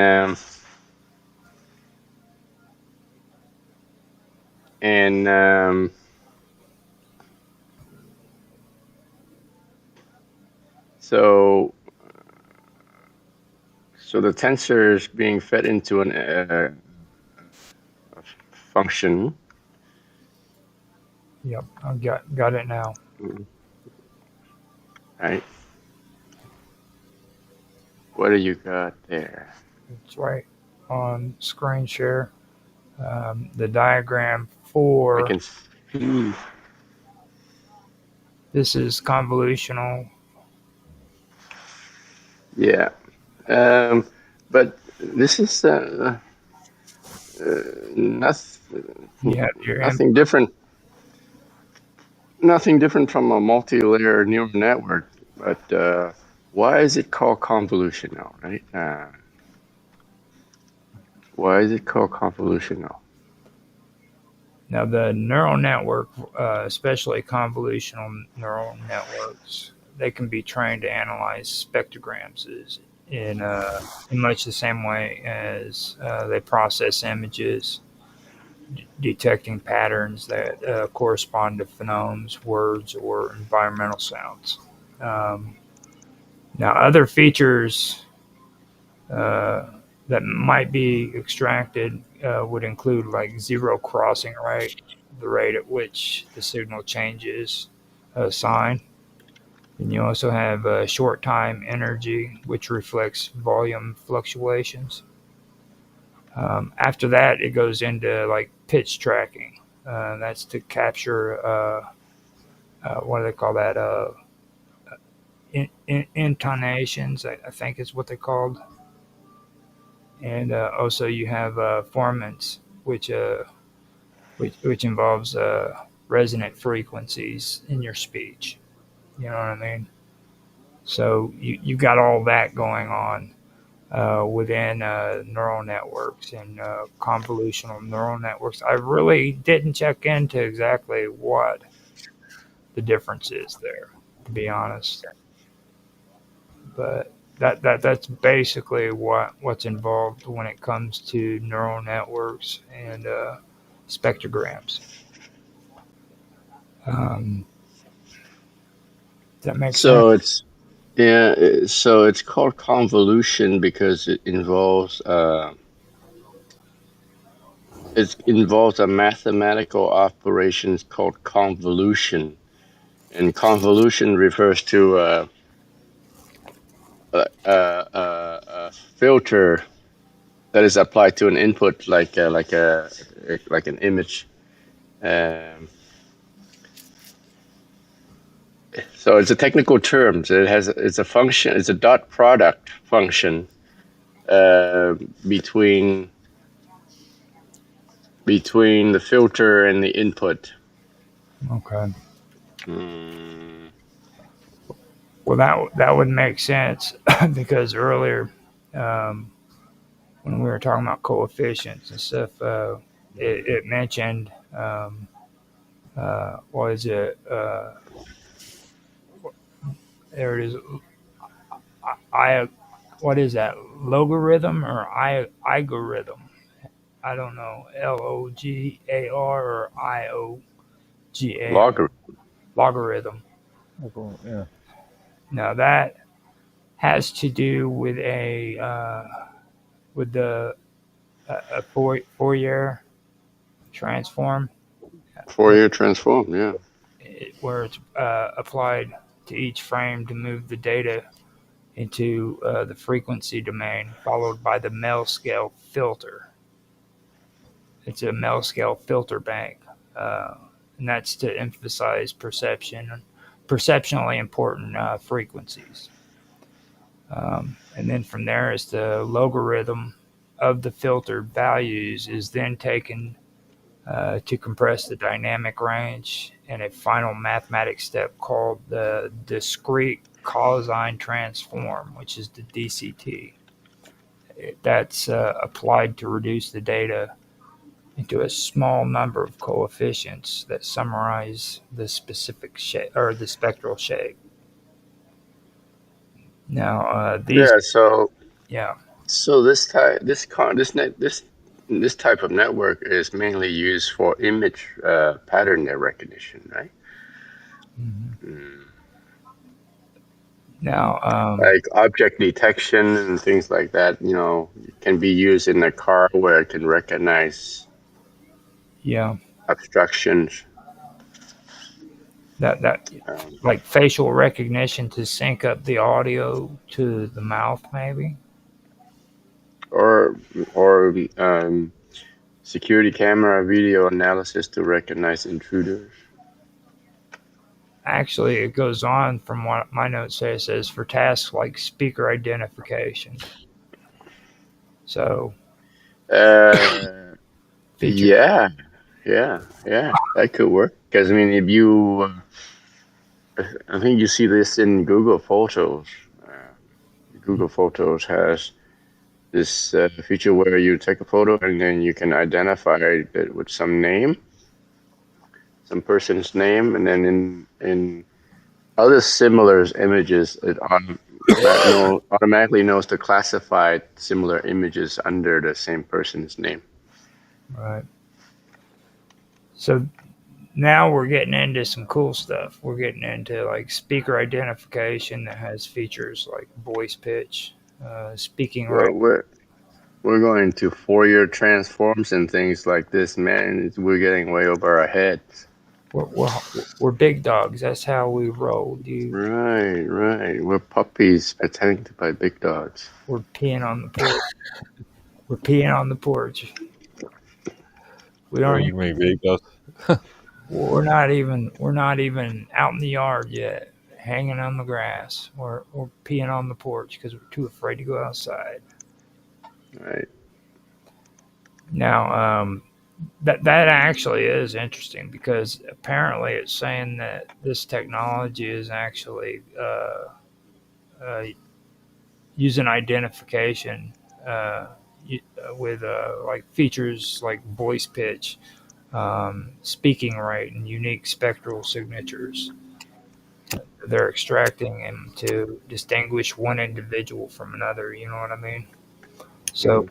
it's actually freaking detecting that this person is this guy, and then this person is this guy, and it's recognizing each individual person who's talking. For like, if you have maybe two or three different people in a conversation, or even on on the same screen, that's kind of cool. Mm. Well, like it goes tie into your natural language processing. Uh, Convolutional neural networks can be applied Mhm. to language processing as well. Okay, so now we're getting into the hardcore stuff. Like I was saying, now, what do you know about syntactic parsing? You guys know anything about that? Syntactic parsing? Yeah. We are not. Syntactic parsing? Remember that we are not linguistics. We don't specialize in linguistics. I think Mark's feeling intimidated. No, I'm not being intimidated by you asking us to provide explanations of Yeah, well, I mean, the I'm preparation of asking language. you if you know. yes, I think Mark can relax. George is just throwing word salads at us. I'm taking notes of You know, that. uh, Okay, I mean, um, but seriously, so syntactic parsing does relate to natural language processing, or more yeah, broadly, any kind of language processing, yeah, including computer programming language right, uh, processing. So to in order to understand the language, you need to have a set of syntax. The language needs to have a set of syntax hmm and a set of grammar. right, Uh, so the first part of processing the language is to parse the syntax. So to understand like a certain keyword in the language is an acceptable uh, keyword in that language. So that's syntax parsing. Right. And then you need to do the semantics parsing, which actually try to interpret the meaning of how those keywords are put together. See, you're awesome, Tan. See, that's what I'm saying. If we didn't have you here, we would never been able to say that as well as what you did. Um, I'm a little intimidated myself. well, I mean, not only did you mention syntactics, okay, but then you went on farther and started talking about semantic, which is actually kind of cool because, like, um, these terms are also you'll hear a lot of people use analysis at the end of it, like semantic analysis, which is basically the same thing but different terminology, I believe. Now I could be wrong, I don't know, but you're probably Yeah, I think you're right. yeah. Okay, so it's good to ask you to find out to make sure, but I mean, I know that a lot of people use analysis instead of parsing, but that's basically what it is. And syntax parsing too, I think, is another term they use. Now, I do want to point this out just to kind of like rub salt in the wound that this is a key process. Okay, this is a key process in natural language processing. No comment from Mark. Yeah. Yeah, I'm not going to comment. Now, just to make things clear too, is like this is important to do because this kind of brings up a lot of interesting conversations we've had. Now, this what we've been discussing here actually does help Mark's argument about search engine optimization. You know what I mean? This is all about what he's been saying for the longest time. That's what these supposed AIs are doing. They're going off of large data sets, which would be, in my opinion, it would be search engines, and it would also be the data that they pull from platforms. You know what I mean? Things of that nature. Okay. That's why I think Alphabet Inc. and Meta also keep Facebook and YouTube and all these platforms going, is because they, even though they claim they just barely uh, make a profit off of them, or they don't make a profit, whichever way their story is now, they still pull a lot of data off of that for research. That's just my take on it, but Okay. that's how I feel about it. I don't know what's your thoughts on that, especially when it comes to this stuff, Tan. I don't have an opinion. Okay, because Mark thinks I'm Either way. crazy as a loon bird. He said you're crazy, Roger. I've never stated that. Yes, you have. Don't even. Somebody said it. I heard some. Yeah, again, not me. I've never stated. I've corrected you on a few things, but I've never actually stated that you are insane or crazy. Okay. Okay, so Just checking, right? I sometimes wonder, but yeah, I then know you actually, do. That goes without saying. Everybody's doing that, but the syntax parsing, from what I've learned, is it involves analyzing grammatical structure of sentences, and that's to determine like how words are grouped and related to one another, right? Mhm. Okay. Now, the goal uh, of doing this is to create a structured representation, often in the form of a tree when it comes to this neural. Yeah, but it's a syntax tree. Yeah, it's a syntax tree. Yes, that's right. And that's where I was going with that. So we go from well, actually, it's called parsing trees too. You got syntax tree, you got Okay. parsing trees, and things of that nature. But that's where all of this ends up. And this is where it gets really, really interesting because I was talking, or me and Mark was actually talking to Nancy last night on her show, Hmm. and I mentioned that because what we were hearing from her kind of threw that off at me when it comes to like syntax parsing trees and things of that nature. Um, now, the whole thing about it, Okay. the goal is to create, a structured representation in the form of a tree that shows how components of a system's sentence, such as nouns, verbs, adjectives, and phrases, relate to one another according to the rules of grammar. So that's what's taking place in here. But at its core, it breaks down a sentence into its parts of speech and identifies the grammatical roles that those parts play, such as subject, uh, predicate, object, modifiers, etc., things like that. Now, this structure allows machines to understand not just the words in a sentence, but the relationship between those words, which is essential for interpreting meaning, resolving ambiguity, and performing more advanced NLP tasks like question answering, machine translation, or summarization. So that's what's taking place there.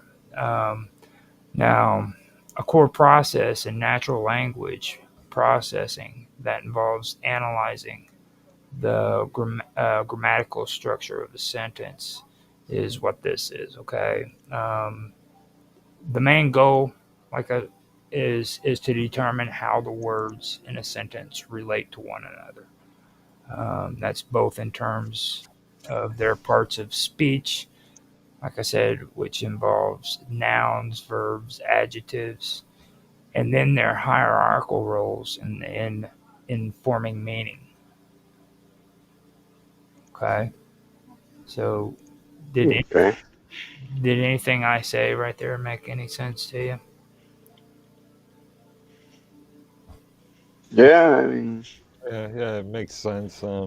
Sentence structure. Yeah. Mm-hmm. Now, again, I'm going to say that because this is true, this process is essential for machines to move beyond keyword matching. I would say it's essential for understanding any language. How we speak to each other. How sentences are formed. Now, this is also essential for machines to move beyond keyword matching and to begin understanding language in a way that more closely mirrors human comprehension. Mhm. Yeah, comprehension. Yeah. So, I so mean, you can throw a load of words at us, but unless you structure them in a sentence, then those words become meaningless. well, comprehension is human comprehension is very important. You know what I mean? Like that. That's right there, almost at consciousness. You know what I mean? Like being able to comprehend, having a conscience. So you got to see right there where it's starting to at least comprehend. It's mirroring our comprehension. You know what I'm saying? It's imitating it basically. Okay. So that's kind of cool. So you know what that means, don't you,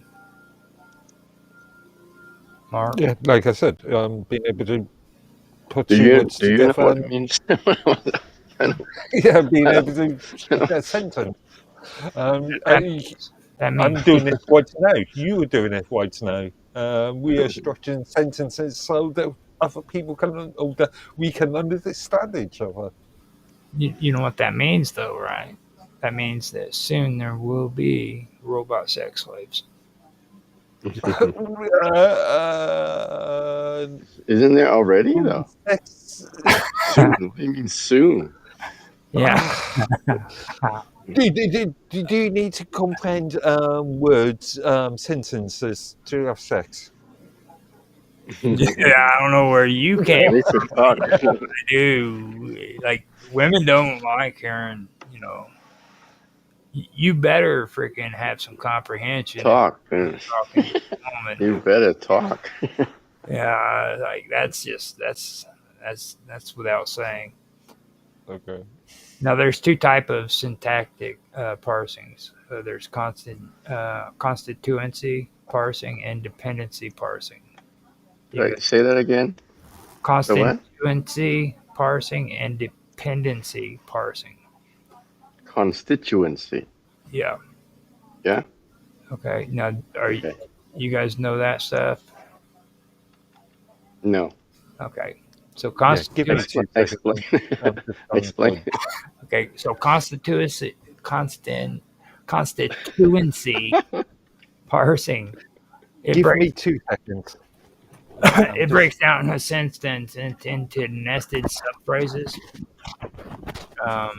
reflecting the traditional grammatical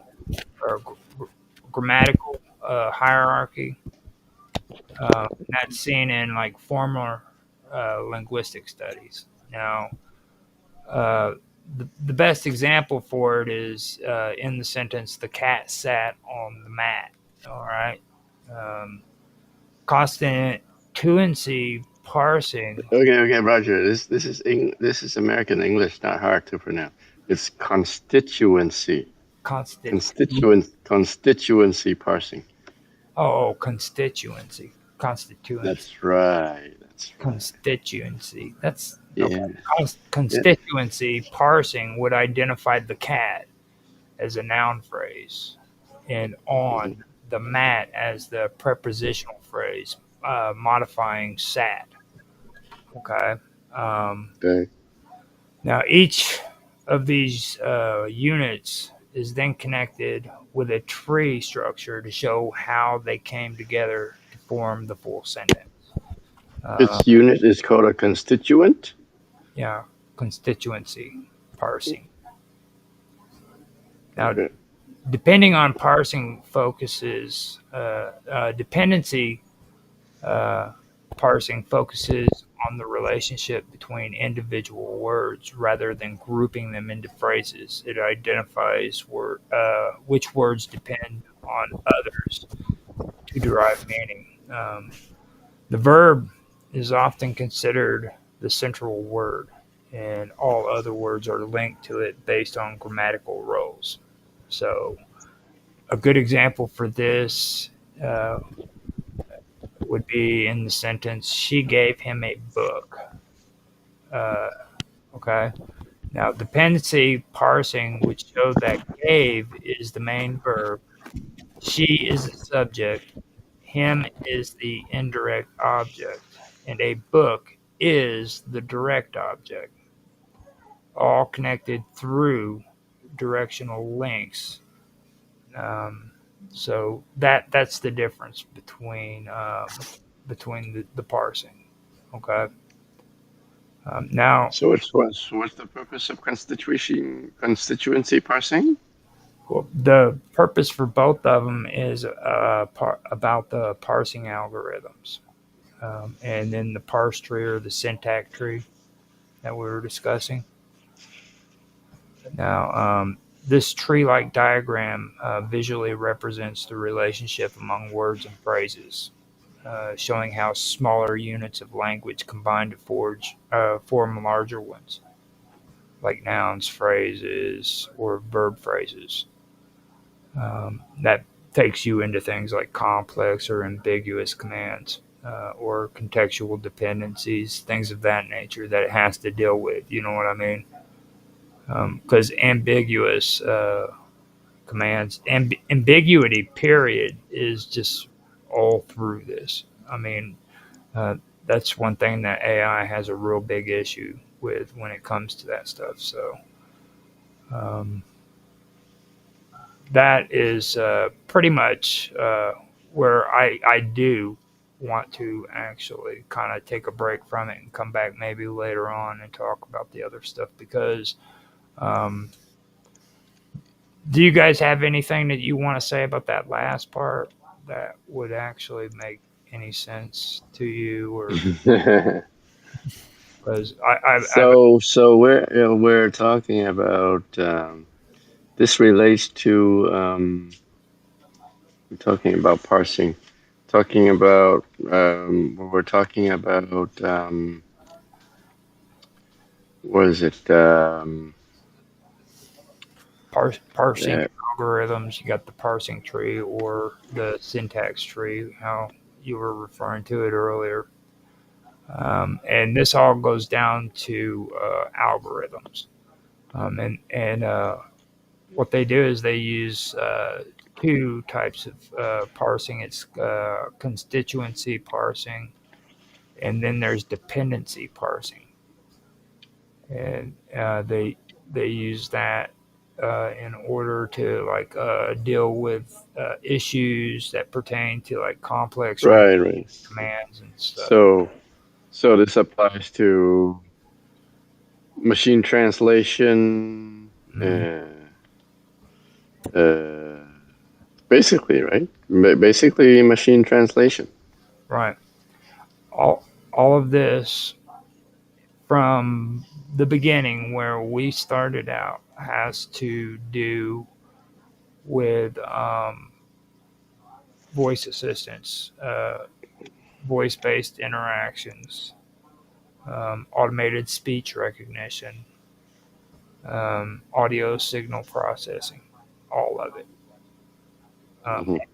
and this really isn't everything. You know what I mean? This is basically where I want to stop because if I don't stop, I'm going to have to talk about a lot of information that I haven't really put on here yet for talking points.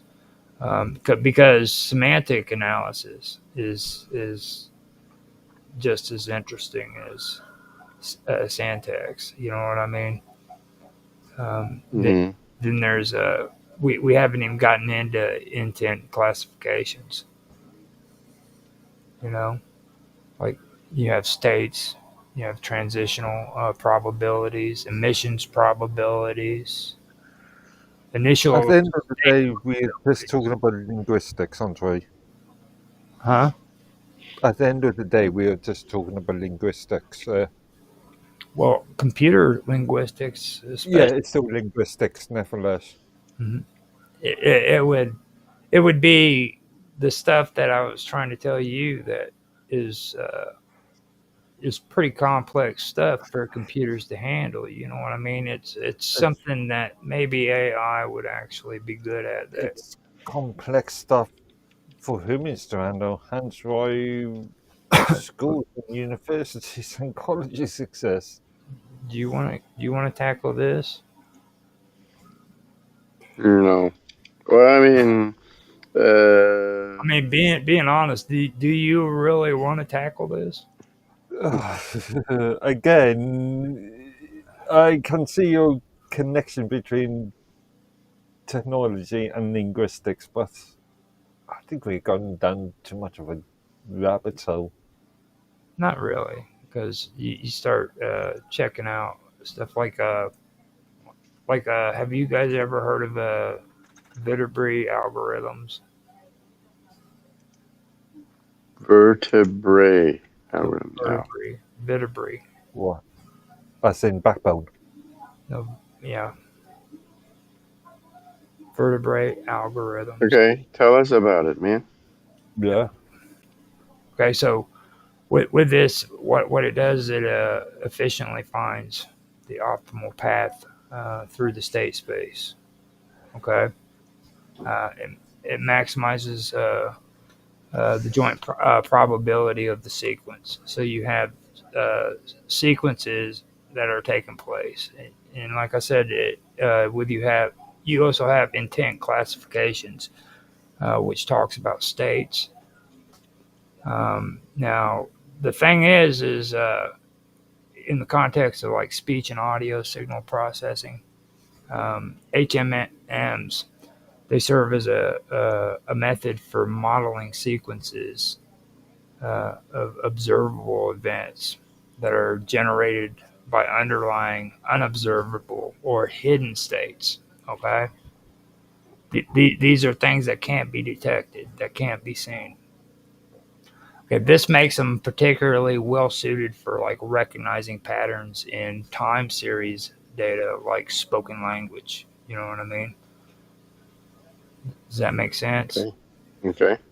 Now, what makes the model hidden is that while the actual sequence of states the system moves through is not directly observable, the output of each state, what we do observe, uh, provides clues about what states were likely involved. So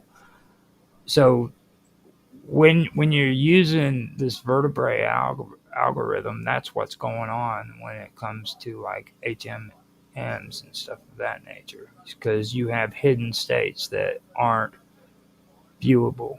Okay, and you have to determine all of that, or it has to be determined. You know what I mean?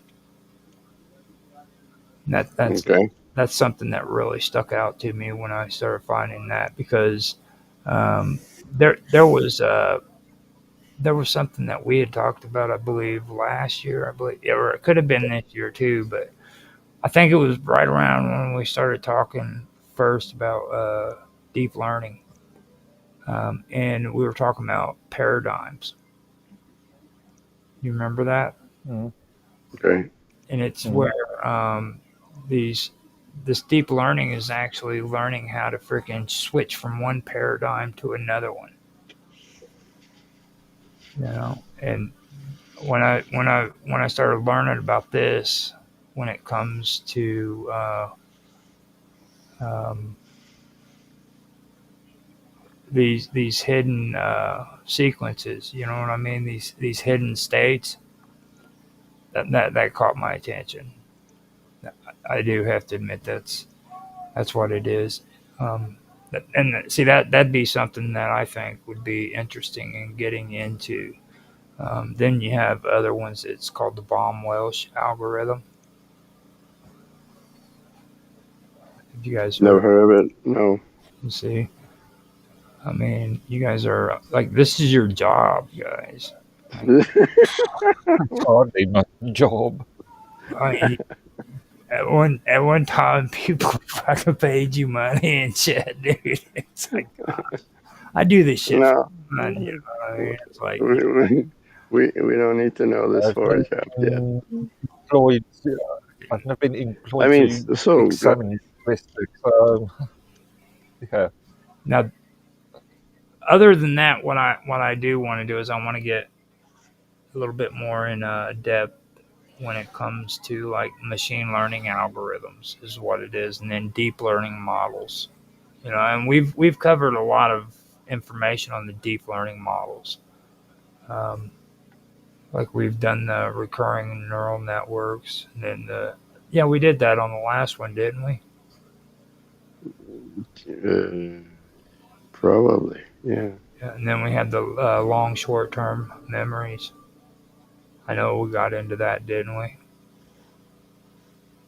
I don't remember us. I don't remember us talking about short-term memory. Mm-hmm. And I also want to point out something too. You guys were talking about bias. You know, Oh, so this is vertebrae algorithm is what you were referring to, right? Yeah. VITERBI, yeah. not vertebrae as in the Well, spine. No. yeah. No, I was trying to be sympathetic to. Yeah, that's why I asked. Are you talking about it's backwards? No, it's you did not ask. vertebrae algorithm is a dynamic programming algorithm. Right. And you agree?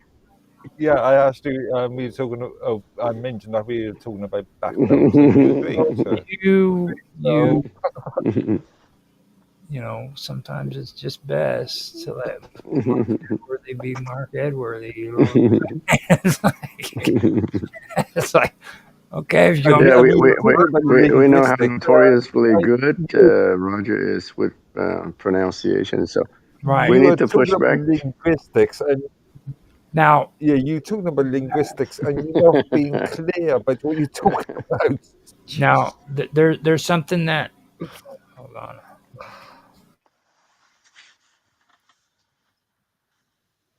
What happened? Did we lose somebody? Had to quit. It did that to me. But the one thing I did want to bring up too is because you guys were getting into a real good conversation about the biases, the bias when it comes to Mm-hmm. bias and Mm. interpretation. Mm-hmm. Now that has to do Bias in learning. right. That has to do with machine learning algorithms. So Yeah. when you go into that kind of stuff, you have to start looking at the machine learning Yeah. algorithms. Yeah. Incidentally, right? In machine learning algorithm, there is a function called a bias function. Mm-hmm. So Exactly. you can tweak that bias function to make the learning really biased. Well, you can also do it No, to where it I gets don't. rid of unintended biases too. Yeah. Like it goes two ways. You know what I'm saying? Like you can Mm, purposely do it, or you can uh, okay. do it. Yeah, I mean, You can so you can the prevent verb it. to buy, back to the verb to buy algorithm for a sec. I just found some information about it. It's named after Andrew Vertebie. Is that how you pronounce his name? Vertebie? Vertebie? Vertebie. I Andrew I Vertebie. I did Vitaby. I did Vitaby. vertebi. I did vertebi before, and that's when I was corrected by Mark Edworthy. So I just went ahead and said vertebrae. Vitaby. I don't know. Vitaby, I think it's how it's pronounced. Ah, Andrew James Vitaby is an electrical engineer and a businessman who co-founded Qualcomm Inc. Yeah. Yeah. See. And he invented the Vitaby algorithm. Yep. Now, model parameters. You guys know about that, right? What about it? It's just parameters to the model. Right. And that's exactly why I brought up the whole thing about the bias thing is because when you go in and you set up model parameters, you have to make sure that all of that is set to where freaking it makes it to where it doesn't unintentionally uh, create biased content. You know what I mean? Yeah, yeah. Do you So know, by the way, that the ChatGPT 4 has around 1.7 trillion parameters to its model? wow. Yeah. So Large language model. now I know like when you look at all that, you also have to think data sets.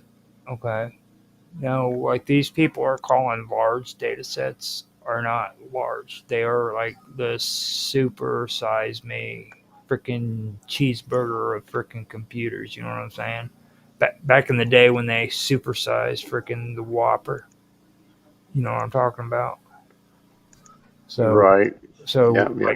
like they're under exaggerating the term large data sets. Just so you guys know, like these are huge. again, Yeah, yeah. again, Yeah, this is the opposite of the with like large supersize and yeah, large and huge. What's the word I'm looking for?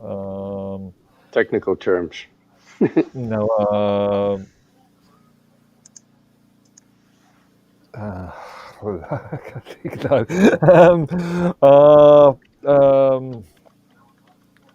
Subjective. Yeah, yeah, yeah, yeah. Huge is subjective. Large is subjective. Large No, I compared. think I think I think in big data, science, there's a definite definition between what is large and what is huge. Yeah. Is there an actual Definition. definition for what is huge? Compared to what is large. And what is supersized? Like the one. There's no such thing as supersize, Well, I man. mean, dude, It's come just on. large. Come on. I want to bring it back. You know what I'm saying? Like I'm sick of seeing the commercials saying we're bringing it back, and they never bring the supersize back. Original, I've not eaten in a burger joint in McDonald's, I think, in decades. I can't afford it. Can't afford a 99-cent burger? They don't sell them for 99 cents anymore, dude. Try 69 $4.99. cents cone. Like all of a sudden, they're selling like a cheeseburger from Rally's for like $4.99. I'm like, are you kidding me, dude? You got to pay $5 for a freaking hamburger.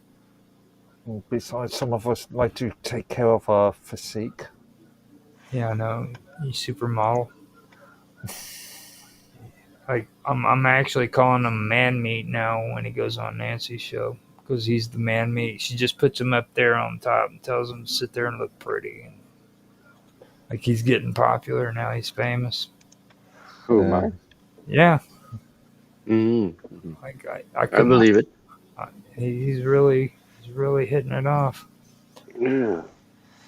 So especially, yeah, I think helped or largely helped by your introduction of him in the thong. oh, that was Sonia. Sonia, oh my God, yeah. That was Oh, Sonia did it. Yeah. So you gotta thank Sonia then. Yeah, thank you, Sonia.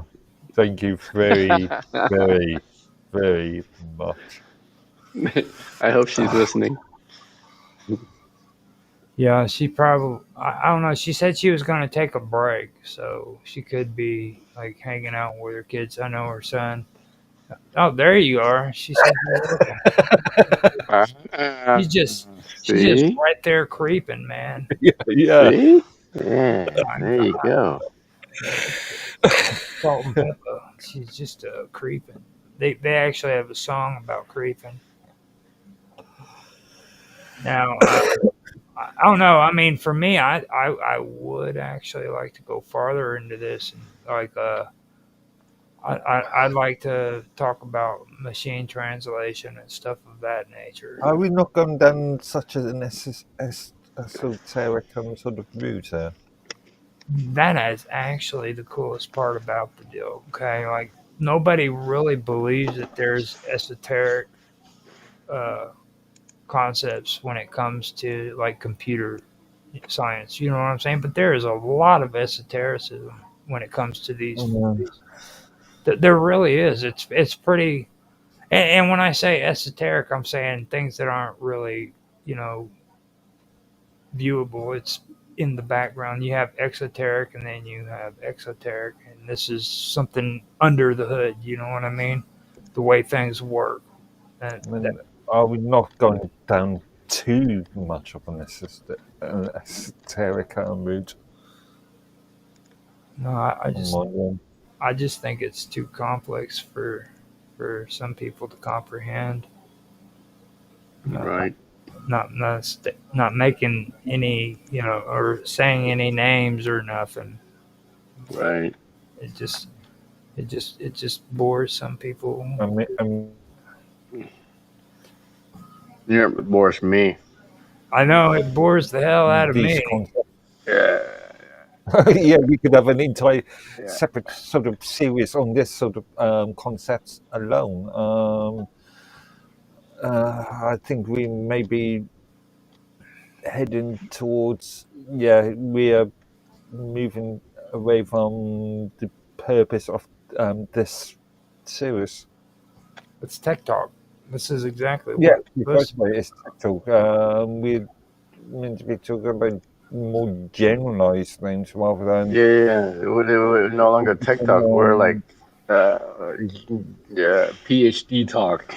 Yeah. I don't know about all that. Like, if in most modern houses, okay, in most modern houses, people have these serious machines that are set up in their house. Now, just because we hang out on the internet and we're mostly computer guys, except for Tan, he's into the phones and stuff. But but you know, just because we're like that doesn't mean that freaking the average person in the United States, England, Canada doesn't have these things like Apple Series or Alexa or even No, so surely we should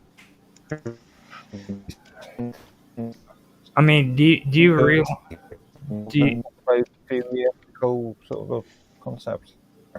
it would Oh, be oh, good to know that these are the kinds of things that are taking place when you're talking to Alexa. You know, Mm-hmm. to be honest, it's like you've got a lot of these things that are taking place in the background and you don't even have a clue what's involved there. And it's like I said, I mean, I'm into audio and video, so this actually helped me out in when it comes to speech recognition and um, audio or analog to digital conversion, especially because that's something that I've been interested in for quite a long time. That's been around before AI has ever even been mentioned. To be honest, you know. So I don't, uh, you mentioned earlier, yeah. you know. That's cool. That's cool. So I was really interested into that, and so I have no problem with actually doing this stream, talking about this topic. Which, Cool. I mean, to But be honest, yeah, but in such detail. well, first of all, we need to squash you and Tan's rivalry because you you both are right about a lot of the things you say, and I think I've thoroughly given you both information to prove that it's true, that you're both right to a certain extent. Um, to be honest, I really am. Uh, I could actually go into a lot more, but linguistics is what we'd have to get more in depth. This isn't Mm. even linguistics, This is like you're gonna have to You, start talking about tokenized. you, well, you were talking about language, sentence structure. You're talking about, yeah. So it is all about linguistics. No, not all. Yeah. This is the beginning. Like there's tokenization. You even know what that's about, or speech tagging. That is that is so crazy. Your head will definitely explode if we start getting into that. I really do believe that your head will freaking explode, dude. And Yeah. then we'd have to I, discuss chatbots. Okay. I think you know. Maybe we No, should I think actually Roger. I go think you back. know a little more than what you let on. Yeah, maybe we should be going back to basics and talking about the practical usage of these things rather than doing such a deep dive into the mechanisms. The theory of it. Yeah, yeah, yeah. Well, we could have done that, but like all of the time, like uh, everybody was having computer issues and falling in and out. I even had an issue for a second there. So, well, the thing of it is we do have good examples. We got like Apple Series, we got Alexa, we got Google Assist that we could talk about. There's heck, dude, when you go on Facebook, help and support AI, you know what I mean? You don't talk to a real person when you have issues on Facebook. I think it's the same way now with freaking YouTube, isn't it? Right. I wouldn't know. I've never brought up a support ticket in YouTube. Yeah, I mean, those are practical uses for this technology. It's, you know, um, there's Chat GPT that does it. You also have any basically any kind of AI chat that you ask questions to has to use stuff like this usually. Maybe not the automated speech recognition stuff, but well, I don't know if you have it set. I'm not even sure. Can you actually use Chat GPT with programs like Sirius and Alexa? Jatty. No, I don't think so. I But no. ChatGPT has an API that you can. They license an API for you to, you write your own app with. As an example, those Jeff Taylor videos I gave you Dan, earlier, the person, the Richard bloke that was interacting with Jeff GPT was doing it through voice. Okay. So I didn't check that out because I'm not really into the whole religious stuff. So Well, there's again, like I said, there's a wider concepts argument that irrelevance of the religious. I think more, if anything, I think he's mocking. not you per se. I mean, like No, the guy in the video. oh, okay. No, it wasn't mocking. It was actually being extremely serious. I suggest you watch those videos because they are something like 2.5, maybe 3 hours long altogether. But the it wasn't mocking. It was being serious. That the underlining issue they was talking about was in relation to how the companies that are producing these frameworks are implementing their own Ideologies. not ideologies up to a point where limiting Yeah. creating constraints. Well, it goes back to what I was just talking about too, though, about this bias thing. You know, I mean, it's true. Like, if you want to have an actual Chat GP or chat that's AI that isn't biased, then you're going to have to set it to where it gets rid of unintended bias in the interpretation. You know what I'm saying? And I still say it has to do with these data sets, these large data sets, because it determines what you put in there, or what you put in there determines what this supposed AI is going to tell you. You know what I mean? And like Tan said, you can actually make it to where it is biased rather than not biased too. So it's a give or take on it. So, and that's what I was trying to. Not only is the user, well, humans, the user have biases, but also the developers that are creating these frameworks have their own biases. Yeah, they're the ones putting it in, that like the Chat GPT. You there still? And if they, as an example, to use a data set like Wikipedia, we all know Wikipedia has got certain biases when it comes to political subjects.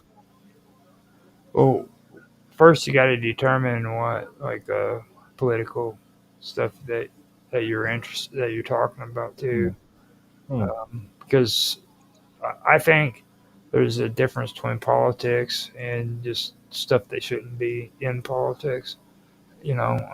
So with that, I'm just going to leave it alone since this is technically a tech talk conversation. Yeah, I was going to say everything is politics. But there's an argument for it. But like with Chat GPT, I can see that too. It's in there, and I mean, just so I do make it clear with my experiences with it, I've had no problem with just telling Chat GPT, look, I don't want any kind of bias in there. Take it out of everything that we discuss, and it's done it. Okay. Now it might forget, and I have to say it again later on, but it has done it. If you get it, you know, if you get annoyed with the markdown or like the highlighting words and stuff like that, you tell them, hey, look, you need to stop that. That's annoying, and it'll stop it. If you want it to be like in a regular paragraph form instead of an outline, you say, stop making everything outline, do it in regular paragraph form, and it'll do it. It's just you have to always do it because it'll start doing it again. You know what I mean? But you have to be very. Bob Dub always says this all the time. She says you have to be very precise in what you tell these these programs to do. Okay, you have to elaborate. Tell them to elaborate on things. You know what I mean, rather than tell them I want to know about this. Say elaborate more on whatever. You know, it's the way you present your question or how you want them to answer is what I'm saying. Don't Yeah, just and I think I did mention that in the Matrix chat when I was just highlighting the Jeff Taylor things videos about being how you frame your questions and what parameters, what syntax you're putting in. and I can tell you something too. These or Chat GPT, I should say, instead of focusing on the other ones. But Chat GPT can pull information out of its butthole. Sanchinath, Remember, What a software in the framework world? hasn't got a butthole. well, let's call it the metaphoric butthole. The metaphorical butthole. So just remember that it can do it, and it can also find information for you after you mention something. If it doesn't have it in its database, then it can actually search out and find information because Sanachinathian was a character in history that ChatGPT didn't know anything about. And when I mentioned it, it said that it didn't have information. So I gave him just an example of some of it, and it was able to gather the information that I needed for it. Yeah. So I thought that was pretty interesting. That was different, because usually, like I said, it pulls information out of its butthole. It's not real. Tried to tell me that Elder Scrolls was freaking coming out with Skyrim 6. Well, again, it's getting information from certain data sets, and just because the data sets are there doesn't mean that those data sets are true or Yeah. factual. You know what's the best way of dealing with that, don't you? Go and do your own research. Nope. Blame it Don't on. be so reliant on such frameworks. Nope. Use some critical thinking. Going Nope. back to my original point. Nope. Jeez. Don't be so reliant on these things. Again, Blame it on Mr. Robot. That's what you do. It's all Mr. Robot's fault. There you go. like Mr. Robert, Yeah, we can blame is the sole him for pride of promising to show up and never did. Yeah. Actually, it sent a message to Snow actually saying he's had a big day or something. Now, Sonia says that she couldn't help it by showing up because your luscious locks inspired her. Yeah, There you go. You sexy. again, man. flattery will get people everywhere. That's right. Straight from the mouth of Mark the Man Meat. Mark Edworthy Man Meat. English Man Meat. I'm telling you. So we've basically made a fool of ourselves. We've covered all the information that I wanted to cover, and you guys got to talk about your grievances with Mm-hmm. AI. Mm-hmm. Well, not really, because Mark's going to really be talking up a storm about this stuff even more. Like, this is just the beginning, I guarantee you. So, but other than that, I mean, do you guys think we're done? All I can say on response to you, everybody's got a little piece of grey matter in there. Use Right. it. And I do agree with you, by the way. I think critical thinking is very important. People need to stop freaking believing everything they listen to and what they hear and believe what freaking they learn and use critical thinking. Pick up a book and read too. That's another thing that's important. Mm. And I mean, literally, pick up a book. Don't be reading freaking audio or books off the internet. Well, I guess you could, but don't be doing the audio books. You know what I mean? Because like the actual process of reading does something for your brain. That Indeed. So remember that. Read a book. Read something. So before we go, you guys want to tell everybody how they can find you? Starting with Mark. Okay. I'm on minds.com, as mentioned earlier. So yeah, minds.com/medworthy. All right. How about you, Tan? I don't want them to find me. So he's the anonymous Tan High Tran. Yeah. Which is again, he can be found on Minds. Yeah, We he's can even tried to. It's a little tricky with him too. He's got a different name. His T name is same, but yeah, his username's a little different. like TH2 Tran, I believe is what it is. Yes. Oh, geez. So So I choose. if you guys want to contact him, because he's actually the smartest out of all three of us, to be honest with you. Like he's the guy Nah. you go to talk about all this complex stuff that me and Mark pretend like we know. Don't sell yourself short, Roger. I think you know a lot more than you let us to believe. Well, I mean, it's Yeah, all, just sitting there baiting us, well, I mean, giving us the boring, monotonous reading well, I and mean, challenging us with, oh, do you know this? What is this? Meanwhile, you hold all the answers to yourself, right? And well, close to your chest. not really, because like you've been to college about this stuff, so like you actually was able to have a conversation with me, and it was stuff you had learned. You know what I mean? So that really helped me out a lot. So with that, I guess we can end the show. We've actually brought it up to 2 hours and 38 minutes. So I guess I could say to everybody, if you liked what you've seen, please like, subscribe, share, make comments, give feedback, okay? Because I'm going to tell you something right now.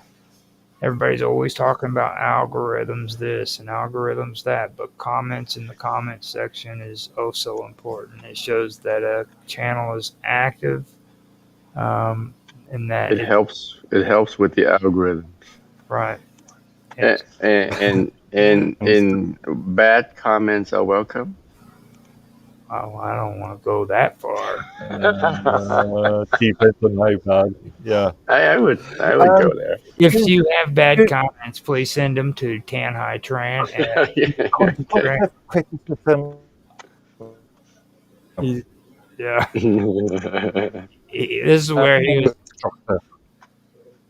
This is where he was going to say something cool about constructive criticism, but No. I heard chocolate at the end of it. So, Okay. so with that, I am going to say adios. I hope you guys have a good day, good morning, Good night good night. Yeah, and everyone. good written. We love each and every one of you from the bottom of our hearts. And Mark Edworthy is giving you a spiritual hug because he loves each and every one of you. From the bottom. Yay, Mm-hmm. knuckles, everybody. Yeah.